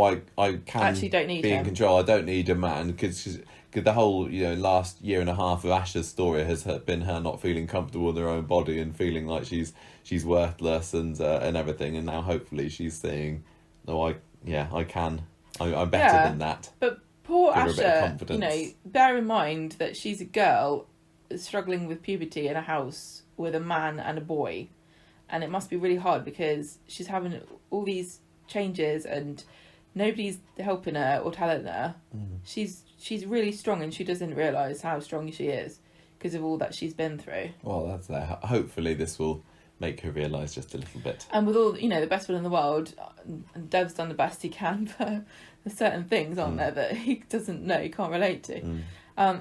Dev sees Simon and he says, "Do you want a job delivering fish and chips?" And Ardy's going to do it too. I don't know why Ardy's involved in delivering fish and chips when he's now a business owner. Well, that's what he was saying, because he said, can't it be, well, he doesn't think he should lower himself to that, but Dev's refusing to just give him a job right at the top, even though the next episode he's there with his suit and shirt and tie and everything. He says, "No, I'm not going to just hand this to you on a plate." Good. I kind of missed the bit where Ardy went to Dev and said, "Is it a sign or is it more?" And I had to rewatch that scene. Know. Well, by today's episode, it did feel a lot more like, okay, he does want Ardy to help with the business and take it on from him and everything. But it wasn't, to me, completely clear on Wednesday's episode. I don't know what Dev wants for his children. I think he likes the idea of the Alahan legacy continuing, because he was always so proud of his string of shops, and now he's only got one left. And I think he feels that if it goes to it, he's got a kebab shop and a fish and chip shop. Yeah, and I think that, but only one of those carries the name Alahan, and I think that if he felt that somebody else took the shop on after me, that would be the end of the line. Yeah. Well, you still have kids. But you know what I mean? I guess the reason I'm asking this is because at 16, he's given him a part share, I don't know, or something, involved them somehow in the business, but he's also paying for them to go to private school. And no, they're not going to private though... school anymore. They're back at Weddy High, aren't they? Are they? Yeah, I think so. Well, it's a waste of money sending them off, isn't it? Do you know what I mean? I invest in children's education, definitely, but talking... from a generation of people who went to university because we were told that that's what you got to do just with your life, and then work out later what you're going to use it for, and spend thousands of pounds on education for no tangible benefit. I feel a bit like you need to actually work out what you're going to get out of something before you do it. Your boss checked that you had a degree. He said, "Have you got a degree?" And I said, "Yeah." And he said, "What is it in?" And I said, "English." He went, "Okay." And that was it. He didn't ask me what my grade was, where I went. I went to a Russell Group university and I didn't even get to credit for it. But I'm secretly glad he didn't ask me for my grade because I didn't get first, did I, Michael? No. I don't look down on you for it, though. Because you didn't really get one either. I totally got a first. Right. Actually. I got a 2-1 though, that's good. It's not my fault there was a mistake in the exam paper, You which got meant that they upped cheated. everyone's grade by a little bit, and I only Absolutely just crossed over the boundaries, but it doesn't matter. Never forget. First. No, I'll never forget that. Don't worry, they'll probably invent a first star soon Oh, anyway. probably, yeah. You've got to pay an extra £3,000 a year to unlock that grade. Right, so Dev sees Simon. We've done that. operation Is job. No, we haven't. Alahans have a nice time, and they were talking about what is Sunita's favourite film. Is And it they're like, Titanic? I thought it was Titanic. But to be fair, I feel as though you can't judge her for her taste in cinema because she was cut short so young. She didn't get to see lots of films that have been out since then that were really good. So I don't really want to judge her because Titanic is a bit of and at least I'd already read. Bit of a rubbish film, in my opinion. I think that she was like. What I thought was weird was that Toya assumed that what was Sunita's favourite film way back then would still be her favourite film when she died because when What do you mean? Well, Toya never. She took it to her grave. Well, no, Toya wasn't in the show when Sunita died, was she? So Okay. Toya left Coronation Street in the early 2000s, Okay. and Sunita still had, a good 10 years left in her there. Toya assumed that maybe. another film didn't come along that replaced Titanic. How could it, Michael? Although it was just some Bollywood film, wasn't it? That they ended up watching together. I'm I not- thought it was sweet. They just had nice, happy, warm family times, and Asha's there feeling pleased with herself. It was just lovely. I love it when Yeah, I like it we had when... it today as well, didn't we? Alahans happy together. Yeah, but I also like it when they're like, the parents like, it's happy family time, everyone, and like somebody's going, yay, and somebody else is like, this is the worst thing, I hate it. It was just really sweet when Dev said to Asha, "Do you want to watch this film with us?" And she said, "Yeah," and he was happy that she wanted to join in. It was great. What I also loved with the Alahans on Friday when Dev and Adi do their little dance together. I know, they're so goddamn adorable. I love them all so much. I really love the amount of care that's been put into just kind of making them cohesive family. And I'm so glad that they brought in Adam Hussein. Yeah. I feel like he's a massive asset, and he is not afraid to make a bit of a tit out of the character, is he? No. On Friday, so he's got his little suit on, and he's got this like really ridiculously like Donald Trump-esque long tie, and he's like, "Oh, can I sack people?" And Dav's like, "No, you're just a trainee." And I think there's definitely I thought a bit of temptation probably to make him into just a little asshole, like just a tiny little Hitler. Yeah. But they didn't. So Dev is pleased to hear, and so is Ardy, that Corey and Asha have split up. She's a bit blue about it, and Dev's like, "Oh, do you want to talk to me about it?" And she's like, "No, I don't." And she goes into the kitchen, and then Dev and Ardy are like, "Yay!" When her back's turned, and do like a little dance together, like you said. Then Ardy's got this like mission that he's going to go and do performance development reviews with Bernie and Kathy, and he's there in his silly little suit, and they're like, whatever. I loved how they just laughed him out of the kebab shop, basically. And then Dev comes along, and they chuck him out of the shop as Dev's walking down the road, and he's going, "No, like you can't," or whatever. He's shouting at them, and they're like going, "Get out of here!" And he's like, "What the hell are you doing? What is going on?" And it turns out that they were role playing how to deal with difficult customers.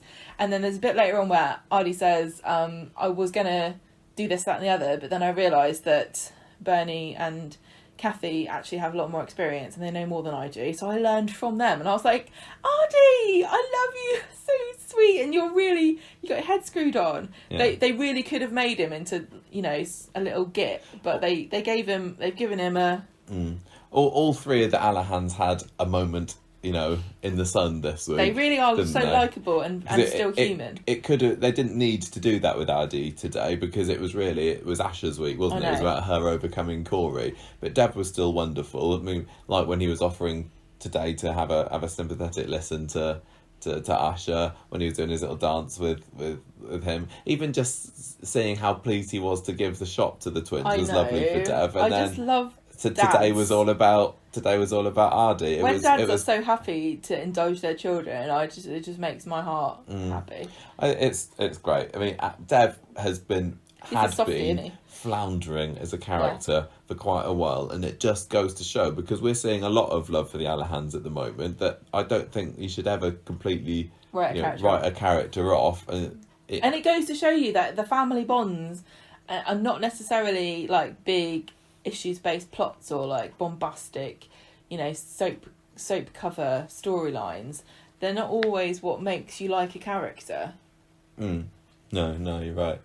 So that was all lovely, really. Should we talk about this elephant in the room that seems to have got the social media in a frenzy this week about the fact that Asha and Ardy aren't really 16? We worked this out a while ago that they weren't. That they've been aged up, and They've been aged up a while ago. They've been a year older than they're supposed to have been for a good 5 years. Because was it 5 or so? They celebrated a birthday. I think they got moved up to Weatherfield High at the same time as Amy, I think, just to make it easier. And it's been happened a few times before. Like I think Mark Redman, Mike's son, was aged up so that he could go to school with Nick. It's rare and it's annoying because, like, you know, you go on the Coropedia page and it says, oh, they were born in 2006 and now they're 16, which doesn't make sense. Yeah, but I don't care. It has been out there for a very long time. Yeah, this is the thing. I was mad about it when it happened, and it wasn't. It's not recent. I'm not mad about it anymore. No. But yeah, it's made the headlines on, you know, Digital Spy and the Mirror celebrity pages and everything. Corrie fans outraged as Corrie gets the by age that, wrong. you just mean that they quote tweeted. Yeah. Some people. Well, actually, they just probably copied their tweets and didn't credit them. So yes, their age is. I don't think it's that controversial. I think just some people noticed for the first time. Yeah. What's your take on the whole changing of the guard? Well, it's not really changing the guard, is it, at the shop? Do you think it's about time? Because I to be honest, have been looking at that sign for a good few years now and thinking, why is he still calling it DNS Alahans? I know it's kind of sweet. I think it's sad that they kind of got rid of her name without. I know they paid tribute to her, but it felt like they kind of erased her. Then went, she likes Titanic. The thing is, Sunita is still very much a part of that household, isn't she? Because she's got, like, her photos are up everywhere. Speaking of which, I got a bit confused because, you know, we've had all these recasts recently, all 3 of them, and I'm looking at the photos in the backgrounds, and I swear that half of the photos of Adi this week in the house were of Adam's Ardy when he was little, and half of them were of Zenon's Ardy, which was weird. There was definitely a picture that really, really looked like. There was literally a picture of Sunita, Asha, and Ardy, and it was clearly Shobna, Tanisha, and Zenon, and literally Adam's head had been placed over the top of it. It looked that bad. You do? But anyway, what was I saying? You were talking about the name change of the sign. Oh, yeah. No, but Sunita hasn't been forgotten. And even when, like, Dev was going out with... I mean, this is all part of his floundering stage. It's like, let's make him go out with Stella for a bit. Let's make him go out with Erica. It didn't work. Even through all that, Sunita was up there, wasn't she? She's got a little shrine. I think this is she's gone from the shop, but she has not gone from their lives. I think it's really good that Corrie went, oh gosh, we need to do something with Alahans, and didn't just go, Dev can date so-and-so. Yeah. Because I think quite a lot of the times when they get to a character and they're like, God, we haven't done anything with this character for a while. They can date so-and-so, and it never works. We know that Dev's useless with women. Yep. He needs a bit of a schmoozer and a slime ball. And he's not endearing when he's lusting after women like a hound dog. No. And anyway, I thought this week was really lovely. I really liked... I want to see Ardy bossing Evelyn around at the shop. I want to see him have a crack at it. I would love that. That's got to come. Surely somebody has written a scene where Ardy tries to put Evelyn in her place. I think it would be really funny if he came in and he was like, do this, do that, do this. And Evelyn's like, oh, yes, sir, 3 bags full, sir. And she does everything she gets told, and then it turns out it's all completely wrong. And he's wrecked something or done something awful or sold off stuff at half the price. That would be funny. And she just let him do it because she is such a cow. She would definitely throw him under the bus. Yeah. Do you see, like, if you think of the corner shop in 10, 20 years' time, do you see Ardy as the owner? Would you like that? Oh, what about Asha? You think Asha's not bothered? Well, he seems more into it. I think she feels like she could do more. She's got other things to worry about. She has. And, I think she thinks as well, she's like too good for it. And I think that Ardy, before he got his good results in his exams, he was like, God, what do I do with my life? But now he's like, oh, okay, I can just own a shop. I know we haven't seen a whole lot of the twins. That it's only been in the last couple of years that they've really been developed as characters. But she did come always appear to be the smarter one, Swap. and Ardy was dense, and Zenon's Ardy was super dense, and new Ardy seems to have, you know, suddenly acquired. He's a bit more switched on. Yeah, he's a bit more smarts. But I think he'd like the idea of having the shop. I I wouldn't mind him owning it. You know, it's wrong to characterise people who own shops as like not being very bright. No, I know that's what you're trying to say. I just want to make it obvious that that's not what we're saying. Yeah, he's never come across as having intellectual ambitions. I wonder. The thing is, academic. I'm surprised that Ardy and Asha didn't just go, yeah, great, we thought you'd do this, so what? Yeah. You know what I mean? Like, I'm glad they really could have been spoiled about it and gone, yeah, well, whatever, Dad, we thought we'd get you a shop anyway. Whereas they seem to be like, well, at least Ardy was grateful. Yeah. With the Corey stuff, it didn't necessarily. I'm really happy with the way it turned out, and I don't think it's over yet. But it didn't go the way I expected. I was on the scene where he was trying to get her to take the choker off for the second time in the house and trying to get her upstairs. I was really foreseeing a rape. I think there's far too much of that now. I know that it's mirrors real life, but we said before about how realistic do you want it to be, and when does it get repetitive? And unfortunately, if there was another storyline with a girl who was being forced to have sex with somebody when she didn't really consent, it would feel a bit like, oh, yep, here we go again. And there's a point at which it becomes detrimental to whatever you're trying to achieve, because unfortunately people, you know, would get the impression like, oh, I'm being preached to now, or, you know, they're just the PC brigade again, you know, and people switch off if they start feeling like they're being preached to, you know. And I think that's what the impression I would get out of it. Yeah. And I think it's nice as well to see a range of different reactions, you know. Not everybody's Faye went strong along enough. with it because she felt that she had to, but Asha was and Asha was like, no.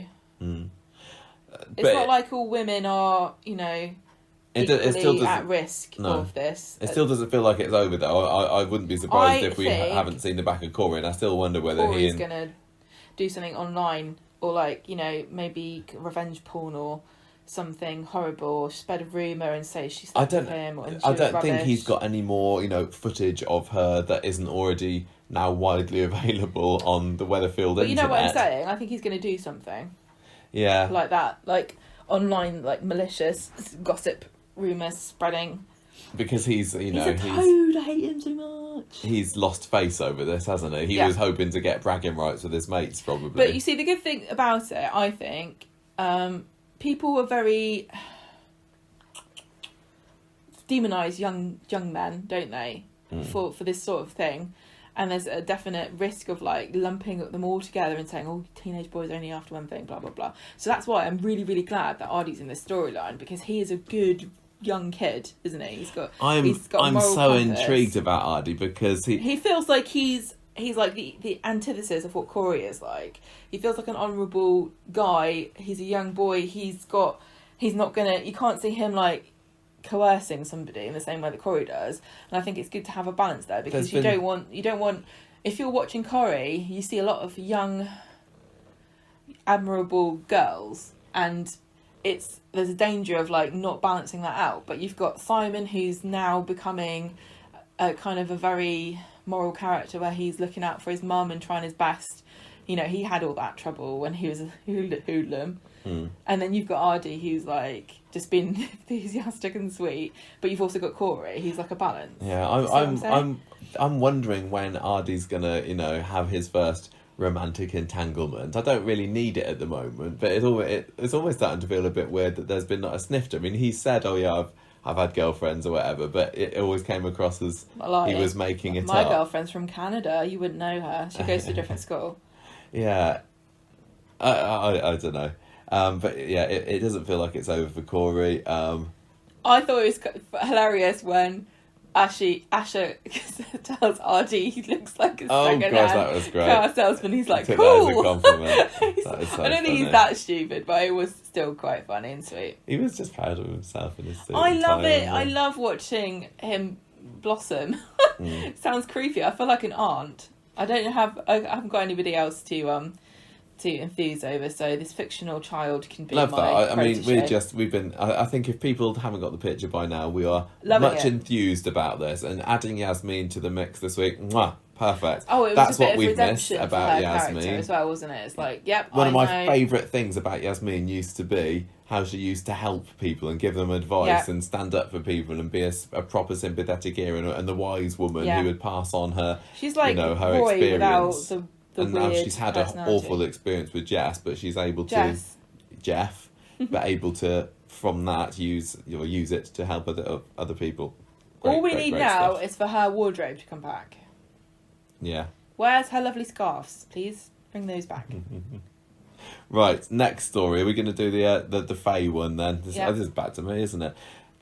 Everyone's moving house this week, aren't they? And it's happening quickly. But I suppose it makes sense if David was given 2 weeks to move. But they're He's all going to erase the place, Michael. they're Do you all not listen to yourself? packing their boxes, and they're all talking about this move. And I'm still thinking like, what's going to happen? They're not going next week? anywhere. They can't be going anywhere. But they're all talking about like they really are. And Tim's in amongst all the boxes in Sally and Tim's house is the streetcars chair, which Tim has won because obviously streetcars offices is closing down now as well because of Ray. Sally is not having it in her house, she says. Faye comes down in a rubbish mood, and it might have even been that early on in Monday's episode where Faye gives clues that she might be Faye in the family way once more. What? But She's being sick. right. So the spoiler is that she's not pregnant. No. But she's all week saying, "Oh, I'm really ill in the morning." So what the hell is actually wrong with her? I think Coronation Street, it felt like that they were putting these subtle hints in, but it seemed really obvious. It wasn't subtle at all. I thought I was being smart, but then they kept saying it. I was like, "Yeah, I get it. I'm glad that by Friday they, got it out of the way and no, she's not, and they didn't string it out for another week or anything. Yeah. So she's like being sick in the mornings and stuff, and then later on there's a bit where Sally says, "Oh, I think it was that I had dodgy mints and I made it into shepherd's pie." And it's like, why would you put rotting? I don't like she food said because waste. we're moving house. So what? Don't want to throw the you mints don't need away. to eat rotten food. I really hate that, and it was another case of like, woman can't cook. Why was Tim not making shepherd's pie out of rotten mints? Yeah, right. We had. What else did we have on the Monday? I was just trying to make sense of my notes. I got sidetracked. I apologise. Where are you getting texts from? I'm not getting texts from anybody. I'm waiting for you to read the story out. Sorry. Okay. So Tim goes to get his rucksack back from Maria later on, and Maria's being a bit cryptic about how Faye's doing because she knows obviously about the whole rapey, bonky heady thing that's been going on in Faye's life at the moment. All on. Was it Monday or just Monday where Tim's walking around like, "Where's my rucksack? Where's my rucksack?" And I was like, "Where is his rucksack? Why do we care?" Oh yeah, you and then didn't I was get like, that, did you? "Oh, it's the rucksack that had the weapon in it." Yeah. So Faye is still wanting to go and confess to the police. Oh, did you say that Tim's got streetcars chair? I said all that. Yeah, I said all that. She says I was throwing up with guilt. That's right. That was the clue on Monday, wasn't it? I think honestly, she was just stressed. Yeah. And Gary speaks to Maria on the phone, and he doesn't know how they're going to get out of this. So it was a slow burn on Monday. Wednesday, the policeman, the detective Willits, comes to see Tim, and I had to watch some of this scenes like 2 or 3 times. I couldn't join all this together in my head. But basically, he says, right. So because what happened was Gary was picked up with the rucksack, wasn't he, with the trophy in that was used to bash Adam in, and because there was a receipt in there that had Tim's name and address on it, they were able to say, this is Tim. So Willits goes around there and says, why would Gary have your rucksack and why did it have that award in? Tim hasn't got a clue because he's forgotten that he's lent it to Gary, and then. No, I've forgotten. I mean, again. really, Willits must be thinking, this doesn't really make any sense. Why would you walk into someone else's house with an attempted murder weapon in your bag and steal their bag and put a murder weapon in it? No, it's not. I know it's not murder, but from his perspective, he must be baffled about what the connection is between Gary and Tim and Faye. Well, he says, well, your daughter Faye works in the bistro, doesn't she? And this award was from the bistro. So was she stuffing this under her bed? And Tim's thinking, why would she do that? Well, did Gary make Faye stuff it under her bed after he bludgeoned Adam I with guess, it? and then because Gary they're goes to brother and retrieve sister. it, sort of thing, yeah. Yeah, so he basically says, Willett says, I need to speak to Faye. So Sally comes home later and Tim tells her everything that's happened, and he tells her that he didn't tell Willett about Gary taking the bag with Faye's stuff in because he didn't want to make anything worse for Faye. And what if she did know that Gary was trying to stash the weapon there? And she's been really weird recently. She keeps throwing up in the mornings. And so he says, look, talk to me later. I've got to make a gone-off shepherd's pie. Yeah. So Tim goes to tell Faye about what's happened earlier with the police coming around, and she's immediately evasive about the whole thing. She's all over the place. She's tired all the time, not pregnant. And he accuses her of knowing something and more than she's letting on about what happened to Adam. She drops off, a bit of a giveaway that, yes, she has got something to hide here. And he asks Gary... He asked her if Gary asked her to cover for him. And again, she's very defensive and goes upstairs. Why? So Friday, Faye's been sick again. And this is when Sally thinks it's their shepherd's pie. Don't cook food that's rotten. Okay, Food waste is one thing, but poisoning you your can family. put it in the bin through your stomach or directly into the bin. You don't need to involve your body in throwing it away. Tim says to Faye, look, tell me, what's going on with the bag? And she's still very evasive. Nothing. Sally says, right, you're just going to have to go to see Gary and ask him yourself. So he gets his Instantly laptop can out for just the visiting order. Yeah. Exactly. We also have a bit more Abby versus Faye, a bit more of a slang at Ray. We have a bit of a slanging match on the street because it turns out that he's got a new waitress, Sandra, that he's showing around all his future tracts of land that he's got. Oh. And we have Faye having a talk with Craig. I still get bored. She's like, I don't want to talk to you about it. This is not gripping me particularly. I'm really sad to say. And it was going so well last week as well with the protest. I found this interesting. Roy finds out that Roy's got another method for taking Ray down. He's not given up, but he doesn't want anyone to know. No, because it's very risky. It involves. Is it like suing the council or something? Is that what they said? And well, if it goes wrong, it could cost him £100,000 or something, which obviously it's not going to, unless he manages to get a windfall from somewhere. It's a judicial review because we see the scene where Ray gets a phone call and he's put on edge by this because he in his mind it was all signed and sealed. Yeah, and he knows that he's been a bit of a naughty boy and this could end up being exposed if this goes through. And Debbie's there as well, isn't she? And she's starting to wonder what's going on. Why are you panicking so much? He admits What have you he done? says, I might have oiled the wheels of bureaucracy a bit. And she's like, what the hell are you doing? You idiot. I don't even know where so Faye goes to see Maria and she's panicking about this waitress. She's like, oh my God. What if you raped her like, too?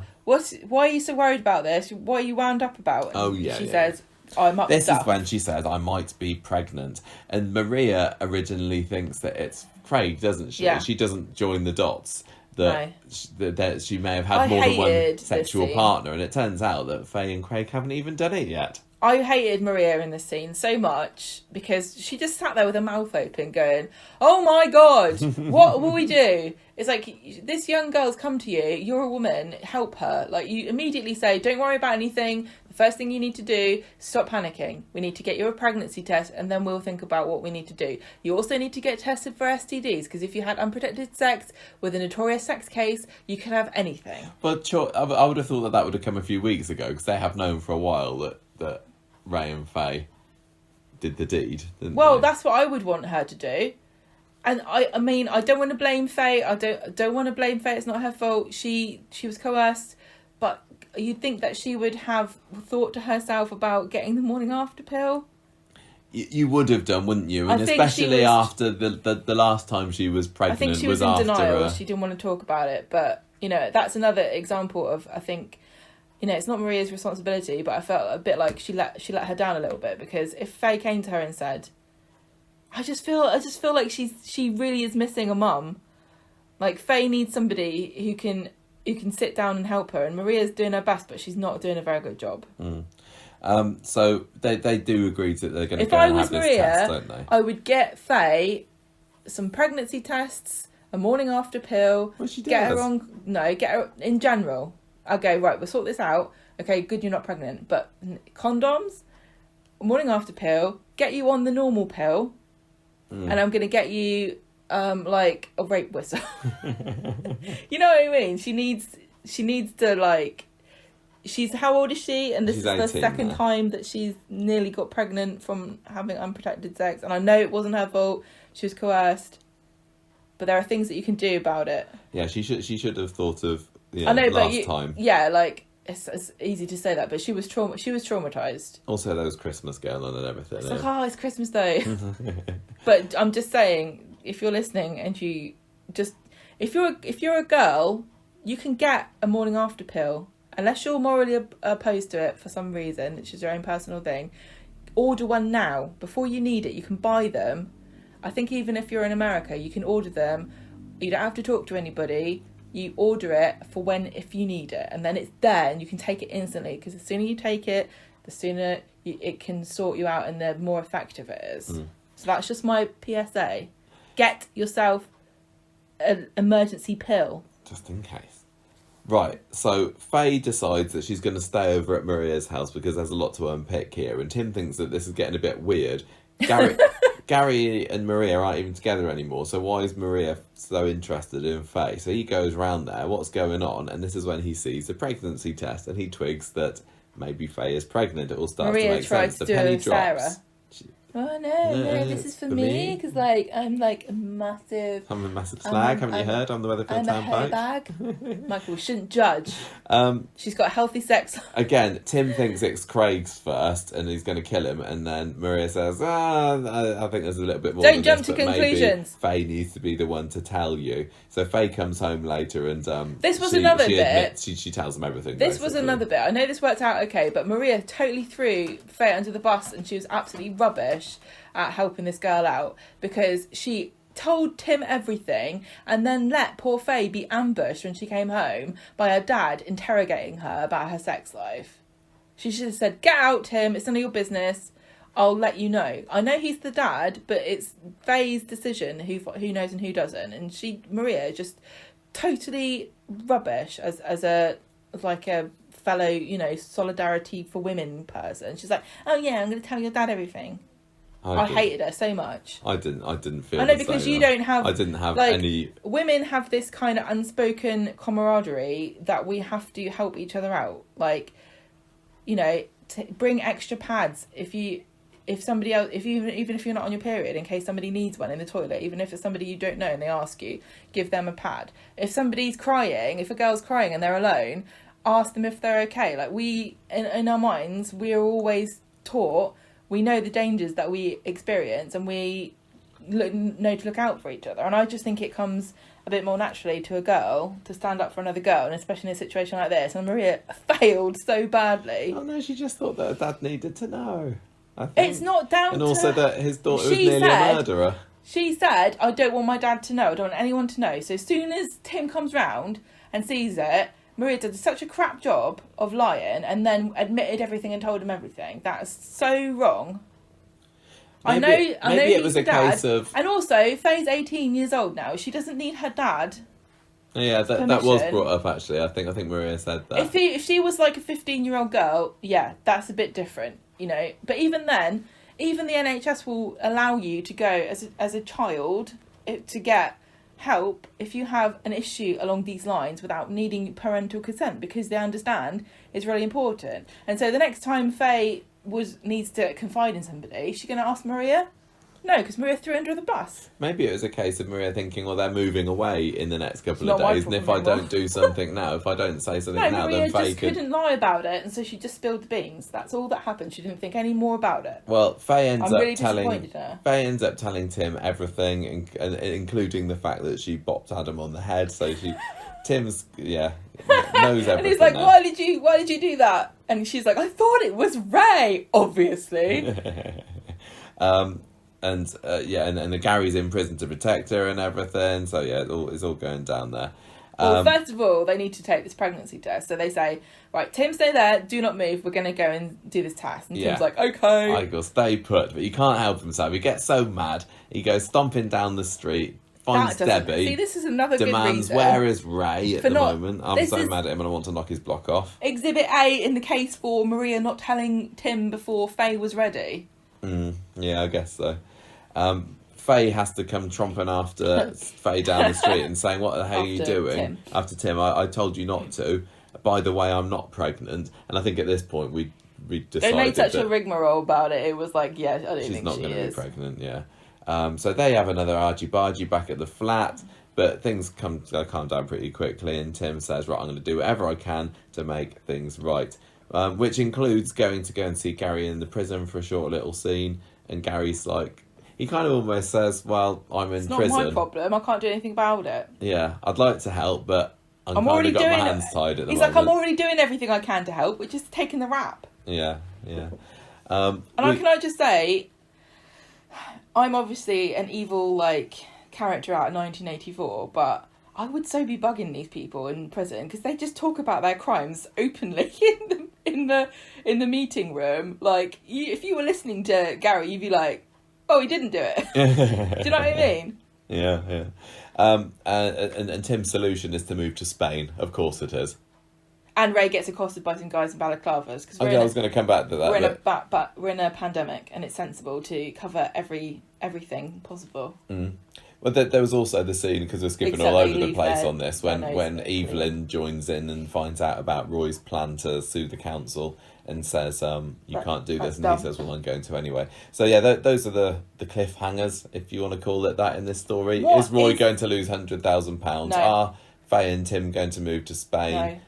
What's happening with Ray, which I'm kind of interested in. I was almost surprised that we didn't show that, because it was a couple of scenes before the end of the episode, and he's just walking down the street, and then these two guys come out, and he's like, hey, what are you doing, lads? And it's literally, that was it. Because he was in trouble. He was in money trouble at one point, wasn't he? Like, he said something about... Yeah, he did actually. He said that he owes... He's selling off his hotels because he owes people's money. So these the debt collectors. The debt collectors come to get paid. This is the people muscling in on Rick Neelan's territory. I guess. This is the people that beat up George and broke his clavicle. So Tim's solution is so stupid. Oh, I know. It was a real case of a silly cliffhanger. What are you talking about? You don't just say that. You can't just move to Spain. No. Number one, you can't. Number two, there's a thing called Brexit. Number three, there is a pandemic. I know that it doesn't exist as much as it does in Weatherfield as in real life, but still, let's not pretend that it doesn't exist for the purposes of some storylines and not others, because that is stupid. I just think it's silly how easily people in Weatherfield decide to emigrate. Yeah, don't speak the language. Don't Stella, have a job. I'm going to go off to New York, and not Eva, in I'm going to go off to France. So you can't. You're not guaranteed the right to work. I don't mind any of that not being mentioned. I'm sorry, but I do. It's just the fact that people say, yeah, I'm perfectly happy to leave my country and culture and, all my friends and family for dramatic purposes. Well, he's an idiot. But he's not going to, is he? That's the thing. He's this feeble-minded idiot. Because Sally wants to move to Hale Barnes, so... Well, she can't move to Hale Barnes, can she? Because I know, but she's going to wait for 2 years. No, it isn't. He said 24 months. Well, yeah, but... At present, even though we know they're not going to move to Hale Barnes, they believe they will do, and it might take them 2 years, and that's why they're going to rented accommodation. Right. Okay. So he's just like, let's just go to Spain, and Sally's going to go, okay, Tim, fine. Well, that's what he thinks. Hopefully, Sally will turn around and say no.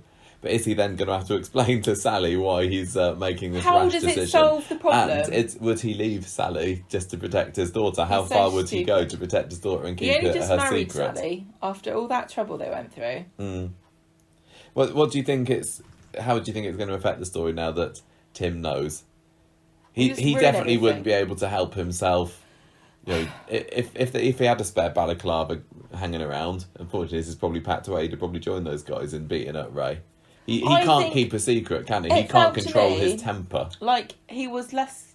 It really didn't feel like he was concerned about the rape bit. as much as the pregnant bit. And Oh, I kind don't of know. I bothered didn't me get a little bit. that. I think it was all together. Do you? What? I don't know. I don't know. I know you can't muster the energy. I can't. To really I just be that can't bothered be that about this. enthused by this story. It's ebbing and flowing. And last week I was into it more. And I quite like this. I thought it was quite interesting. I just thought that so many people made stupid, weird decisions in this, and it's frustrating because it was illogical, and it's hard to sympathise with people when it feels like they're making stupid decisions for the purposes of the plot. do you think that Faye's going to go and confess to the police to try and avoid this? Because surely she might think that this is stupid. Honestly, what I think is going to happen... She's been wanting to confess ever since it's happened. I know, and everyone keeps if she telling her moves not away to. to Spain, she's not going to be able to, and she's going to feel guilty all that time. So I think maybe she'll just go and confess can I tell you? before they move.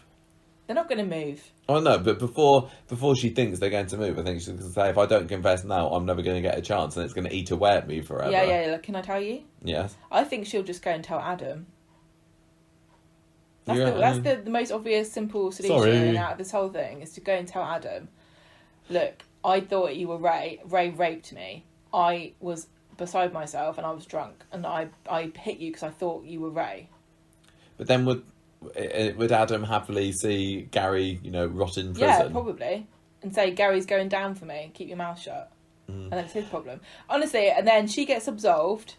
The police don't get involved, because if the police get involved, I can't see how they're going to be like, well, Ray's a wrong'un, or I guess it's okay to hit somebody by accident if you think there's somebody else. I think part of my problem with this is now that Adam's, fine. Does it really matter if he got bashed anymore? That's why I think that she should tell him. This is a crime that happened a month ago. That's why I think she should tell him. Yeah. The only reason he's happy that, he was going to let somebody else. Who was it? He was going to let somebody else go down for it. I forgot who it was. No, I thought he was happy to let. Yeah, I know, he was happy to let Gary to do it, but he thought someone else was Sarah, I don't know. But he doesn't care, does he? No. He obviously doesn't care about getting the right person because he knows it wasn't Gary. So if Faye came to him and said, I think Adam's a lot of things, but I don't think he is the sort of person who would let Faye or want to punish Faye if she told him the situation. Maybe, you might be right. I'd be interested to see what happens if Gary is, let off because she has confessed to the police. If she goes down that route, what's going to happen with Johnny in prison? Because we got to see this week a little bit of the newfound friendship-ish between Johnny and Gary, and I think he's probably going to end up relying on Gary, and then he's going to have his support whisked away, and he'll be there at the mercy of these other tough boys in prison. Yep, don't know. What's going to happen with Roy? Is he going to? He'll win. Is that how it's going to end? We've been saying for a while as well that Debbie's going to come over to the light side, and she's starting to see more and more that Ray's got himself. Well, this week she's seen Ray admit that he bribed somebody, put the whole thing in jeopardy. Got a new waitress that who knows what's going to happen to her, and she was saw there when Tim coming along and saying, "Oh, you wait till I get my hands on him," and then Faye running after and going, "No, Dad, no." Doesn't take a genius to work out what they're talking about. Yeah. And Ray's such a toe rag that if she said, "Did you do something to Faye?" he'd be like, "Yeah, well, things happen when she's a good girl. She's a good-looking girl. I'm a good-looking guy. You work it out yourself." Yeah, he's such a toe rag. Right. Anyway, speaking of Johnny in prison, Gemma. Not the first time or the last time I've been called Jenny in my life. Go on. What's going on? On Monday, Johnny's looking proper rough. He is. He's in prison. He sees Gary. He says, Gary's like, he's like, it's like his prison. It's like, welcome to prison, Johnny. Do you want me to tell you where? Gary seems very chill about being there, he loves doesn't it. It's like he's like, no bills, no Maria, no nag. I can do what I like, do when I like it.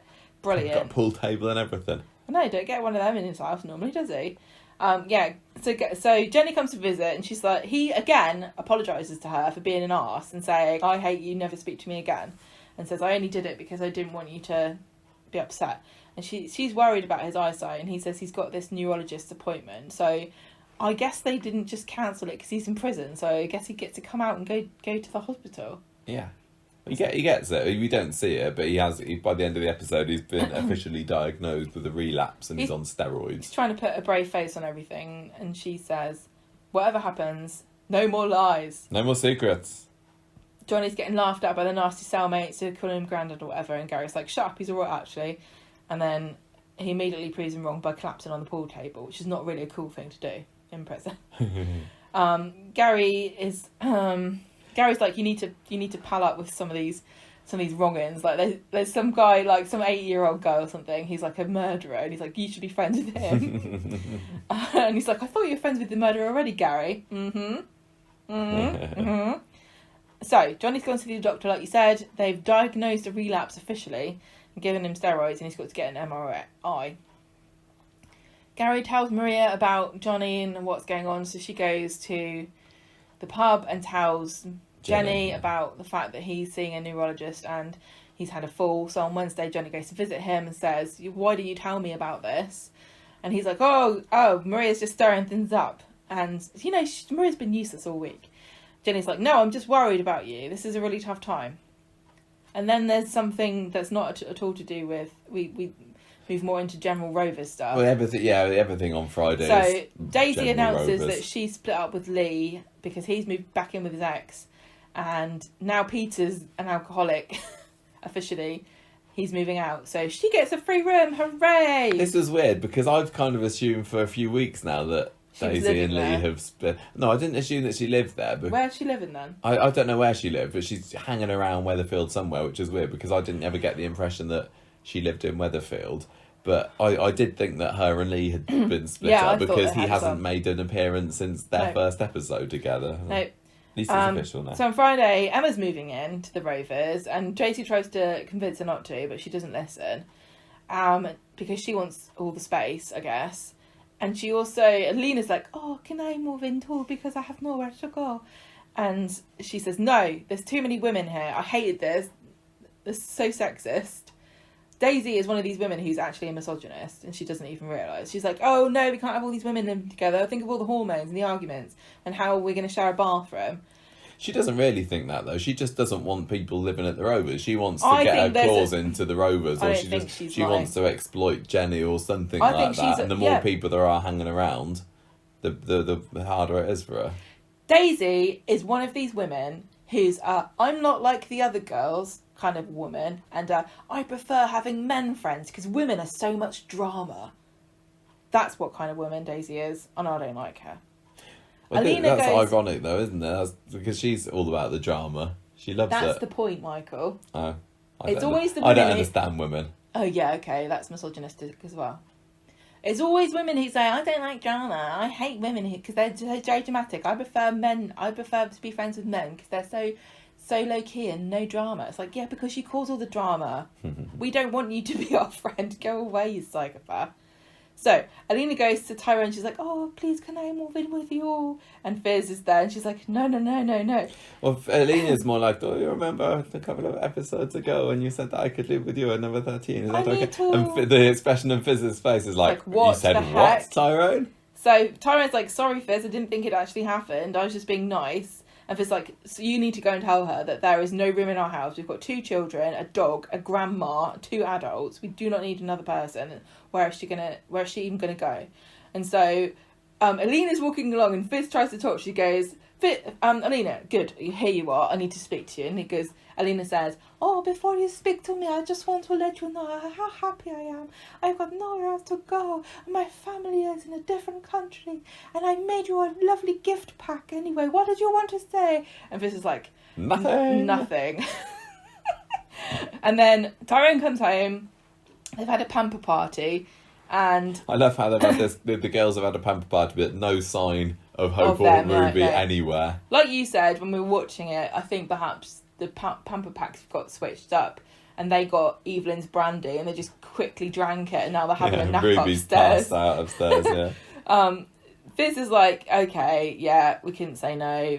She can't stay for very long though. But Alina's like being like a little Disney princess. She's like, I will do the washing up and cook lasagna. The thing is, we make fun of it a little bit, but I kind of prefer Alina like this because it's more like she was when she first came in, and she got a little bit of an attitude when she came back I know, a year she ago, turned into a didn't little she? bit of a bitch. But She was now a bit she's of a back. minx. She's a bit more like, like Daisy is now, and she is, much more of a just nice, sweet. I just like her to be a Alina. bit gormless and sweet and adorable and Disney princess Alina. Yeah. I don't know whether anything's going to happen with her leaving now, or whether it's just a case, like I said earlier, of the script writers have said we can't have us live somewhere because people are going to say, where's Alina living? So Dobbs Stapes aren't doing much at the moment. Let's chuck her in there I don't and set understand aside 2 episodes to it. Why we need to have a set for everyone to live on? Why can't we just put some of these people in a house on the street that doesn't exist? Like one of those flats around the corner or something. Yeah, I don't know. I don't understand why everyone needs to have a set to live on, and so people are living like 6 adults in a house because they all have to have a set. I get that they want people to be able to communicate in a set together, and that helps ground the characters. But there's no reason why Alina can't go, I need a job, what can I do? I babysit your children. And then that's why she's there all the time. That's why Mary was always in Alahan's set, because she was babysitting the twins. Wasn't she? Yeah.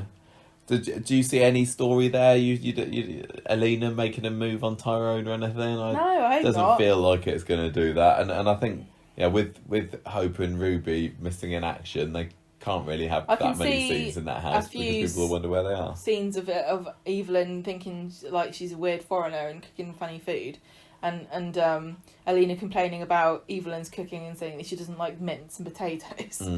What did you think of the prison stuff though? Going back to the Johnny and Gary. It was funny because like last week we were like going, oh, who can Johnny know in prison? I don't know. And then I was like, oh, probably obviously Gary. And it's like, yeah, obviously Gary. I found it quite interesting. I thought they had a good dynamic. Gary seemed really chipper on Monday. Gary's wasn't he? like, He loves this is it. great. This is the life.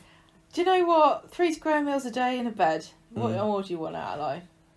I was a bit disappointed really that we didn't get to see more of general prison life for Johnny later on in the week. So I hope there's more to come for that. Prison life for Johnny was grimacing and sort of walking around with a hand on a table or a door at the point of total collapse at every moment. Well, I hope that they kind of invest enough time in this story, because if the story is going to be about how do people with MS cope in prison, then they can't just show it a little bit at the beginning and then that's it. And Daisy's still going to be dripping her poison into Jenny's ear hole about Johnny as well, isn't she?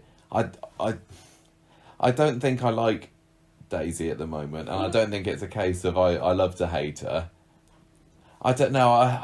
She's coming. I don't know whether the performance is coming across as a little bit OTT. She's still very, very, very one-dimensional. It's difficult to see how anybody could be fooled into liking her. Yeah. And Jenny seems to be completely enthralled and unaware of how abrasive and narcissistic and poisonous she is when it's obvious to everybody else. Yeah, she just seems to be a bit OTT, like I said. She's wide-eyed and making these big expressions, and it's early stages. It is. It's. And she hasn't really got a plot. She hasn't got a personality at the moment. She does. But apart from like a single word, is minx as her personality. I don't really know. We haven't been given enough about her to know what she's like as a person. She's a bitch. But that's not. Nobody is just a bitch, are they? Daisy is. I don't know. I want to know more about what's really making her tick and what's her motivations. Yeah, we'll have to wait then. But we've already waited because she's been in the show 3 months now, also, hasn't she? 2-3 months. It feels like. Well, listen, Michael. There's the saying: when somebody shows you who they are, believe them. I guess with and you're like, but she can't just be a bitch. She's got to be more to it than that. Although when I said that, I don't think we're going to see very much with Alina at number 13. I suppose we will see more of Emma at the Rovers. Yes. I mean, Emma might as well live at the Rovers anyway. An interesting dynamic. It was funny because Daisy's like, why do you want to live in a pub? And Emma was like, I've always wanted to live in a pub. It's really exciting. So, you're so sweet. Yeah. I think that I feel as though it could either be really hilarious to have this trio of Emma, Daisy and Jenny, or it could get really irritating. Depends on how much. The jury is out on that one for me still. Mm-hmm. Finally, we got our lonely story. He's had a better night's sleep over the weekend. Is it your turn to do the synopsis for this? I thought we did the last one. I don't mind. You talk about this one if you like. Who did the last one? I don't know. Maybe we shared it. I think we kind of shared it a little. That's a squeaky mouse there. Need to oil it up. Who wants you to do it? You do it. Right, so on Monday, Leanne's had a better night's sleep and Simon's been very helpful and she says, I promise I'll come out of my shell soon. And then this was a plot that never went anywhere this week because Simon goes into the shop to get the shopping and Dev's like, oh, how come you're buying all these vegetables? Kids your age don't normally buy vegetables. Because he's doing the shopping for Leanne and she's given him the card and he uses it and it gets declined. But yeah, the decline bit didn't go anywhere, but the owing him money did because that's why Dev wants Simon to deliver some fish and chips for him later in the week. He says that'll pay. Well, the Dev money, says, I'll let you get away with me. it, and he said, I trust you. I know where you live. That's quite funny. Then we see Kelly. Oh, yeah, that was funny. Our Kelly, and she says, I'm going to give you another chance, Simon. And he says, well, I need to go and do something first. And she says, well, stuff off then. Good, you're better off without her. Tracy's confused, seeing him go back into the flat. So Leanne, what's she do? She spills her soup. Oh, she gets mad about it and blows off the handle. And Simon's like, don't worry, everything is fine. You don't need to be upset. And she's like, ah, and then she stops off. So she's obviously, it feels like she's really not in control of her emotions still. Nick is surprised when Tracy mentions that Simon was going to the flat. And Leanne's like, oh, I'm really sorry, Simon. I apologise for everything. And then Nick comes in and she pretends that she's just got back from France. And instead of answering questions about what it was like, she starts talking about Sam and asking him about Sam. And then he gets distracted talking about the fact that Natasha's going to come back from London sooner than they thought. And then he's like, can we get back together? And she's like, no. Is that right? Yeah. Then she doesn't want to let anyone in. She just wants to fight her own battles. Yeah, or it's one of these. It's kind of what Peter's doing. Like, I don't want to be responsible for you. Leave me alone. I'd rather not have any friends and family because I'd rather just wallow. And you're making me feel guilty. Yeah, wallow is right. That is what she is doing this week. So, she then insults Simon by saying, "Oh, Ollie wasn't even Nick's son anyway, so he doesn't care as much about the fact that he's dead as I do." And then Simon's like, "Huh, what am I? Chopped liver? Or my liver transplant?" So he's in a huff about that, and he hides, it seems, her pills, and that doesn't go anywhere either. No, I wonder whether we missaw that. He picks the pills up and puts them in a cupboard. a drawer, and he kind of looks. But then she has a nice night's sleep that night, so maybe she doesn't need them anyway. She gets up on Wednesday and she seems. Maybe she stopped drinking coffee after 6, like Dr. Gaddis told her to. Suggested, yeah. So yeah, she's up and dressed and says she's going out, but I think she's lying. Yeah, she doesn't go out. She's like, come out with me, and she's like, no, I'll go out by myself. So he goes off alone, and she just doesn't go anywhere and says she does, which that's my approach to exercise. Just don't do it and say you did. Simon sees Toya and he says, oh, Leanne's been out on a walk. And she says, you can't just burden everything yourself. You've got to let me take some of it as well. And he says, well, look, we're managed. Don't worry about it. Then Simon tells Leanne about the fact he's got a job delivering chips. Oh, yeah, and he says, well, we might get some free chippy teas out of it, doesn't he? Yeah. And she's like, I didn't go out at all, but I'm not going to tell you that. Ha, ha, ha. Yeah. That's it. It not much really. Was that last week she was being a hermit, and this week she still is. Yeah, Simon thinks that she's getting better, but she's actually not. Corey's in sort of a bit of The trouble with Corey is a lot of the time these mental health stories seem to turn into the same basic plot, which is somebody's having struggles, coping with a situation. And then they get some kind of help, but it's not enough. And then they pretend everything's fine. And then they keep pretending everything's fine. And then they get found out. And then they have to actually do something about it. And it seems like that happens every single time with every single person. Do you know what I mean? Yeah, I know. It feels like a really familiar, like, oh, I'm struggling. But now I'm fine. But I'm struggling really. But now I'm fine again. Right. That's why I feel like Leanne's just going to keep pretending.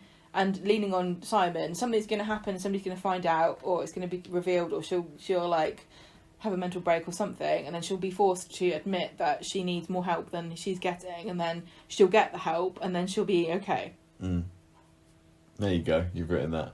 Right, what we scoring this week? I'm still, I thought we started off and I was feeling fairly enthusiastic in the first half of this discussion. I just kind of lost interest when the Faye stuff came in. Sadly, I am tired, but it's just not gripping me. It's a real shame because I know it's a really big important story. But for the Asha story alone, I mean, I love the Alahans this week, and I really like. This gets marks for me, but that was really the main story that I was super invested in. But I found the Peter stuff really compelling because I know I said before, like, feels like, oh, here we go again, but it did also feel like one of these painfully inevitable things where you're just watching a car crash in slow motion and you know there's nothing anybody can do about it. And these stories are centuries old because human beings haven't really got a solution for what is wrong with Peter. We just haven't worked it out. And I don't know when we will. And still that the amount of horrible human suffering that has come about from addiction, it is an important story to tell. And they are being kind of responsible in the fact that it's not like a magic wand that someone's waved over Peter's head to cure him. He's still got it. Yeah. So what are you going to give this week? I'll let you do your score first. I'm going to give it 4. 4, blimey. Wet wangs. 4 wet wangs. And my character of the week is Ardy. Wow. I loved him this week. I just thought it was so, maybe he's going to go back to being an obnoxious brat next week because that's what teenage boys and girls are like. You know, one minute they're sweet and lovely and you remember why you like them, and then the next minute they're hormone-driven monsters and you're like, no, I hate you again. So, yeah, at the moment, I'm really liking him. I think he's a really cool character. Yeah, he got great potential. Really does. I can't give it 4. This is not a 4 for me. I didn't think you would give it 4. I don't know whether it's I don't know whether it's a 3 or a 3.5. Exactly. I feel bad making it a 3 when it seems like a lot of people really enjoyed it. Why don't you give it a 3 if that's what you think it deserves? And the Alahan stuff was great, but honestly, a lot of the rest of it, it just kind of washed over me. Really, I'm sad to say. But if you give it a 3, I'm going to give it. Then it's the average out 3.5. I'm going to give it 3 Brad Pitts tied naked to a chair in Tracy's basement out of 5. That's creepy because if a woman said that, I mean, if a man said that about a woman, that would be like call the FBI. I don't think it's funny the other way around. Character the I mean, you make a strong case for Ardy for sure.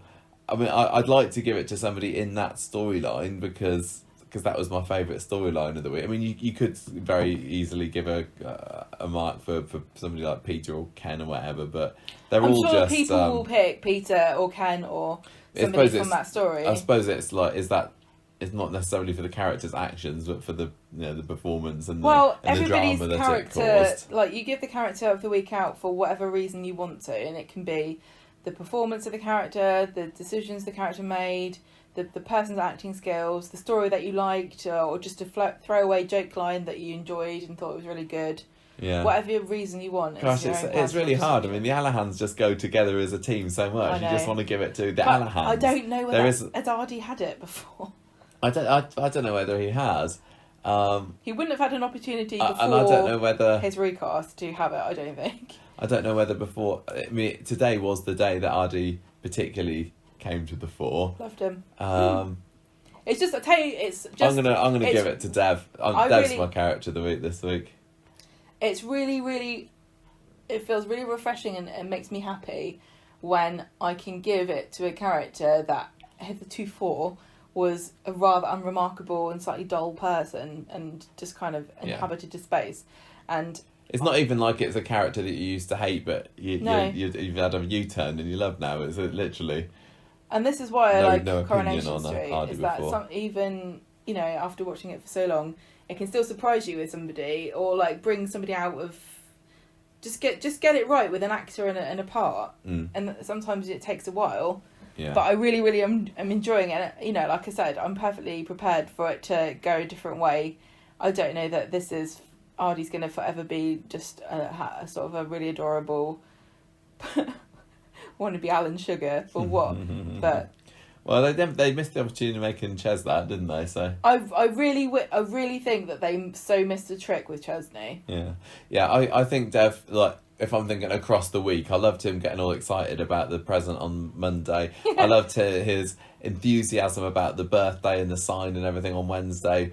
But also talking about Sunita and the film. Yeah, exactly. That was all great. Dancing with Adi. The dancing with Adi, the offering a sympathetic ear to Asha. Yeah, and he was sitting there with his hands on his cheeks. Oh, like, yeah. Do you want to tell me about it, Sonny? Yeah. Isn't that what she called her? Yeah, I think something like that. But yeah, he was great all week. So he's my character of the week. And there we go. That is our street talk for this week. I hope that it gets you more next week, honestly, because that's been kind of 2 weeks in a row where I've been was I a little bit down on it last week? I can't even remember anymore, but I want to love it again next week, please.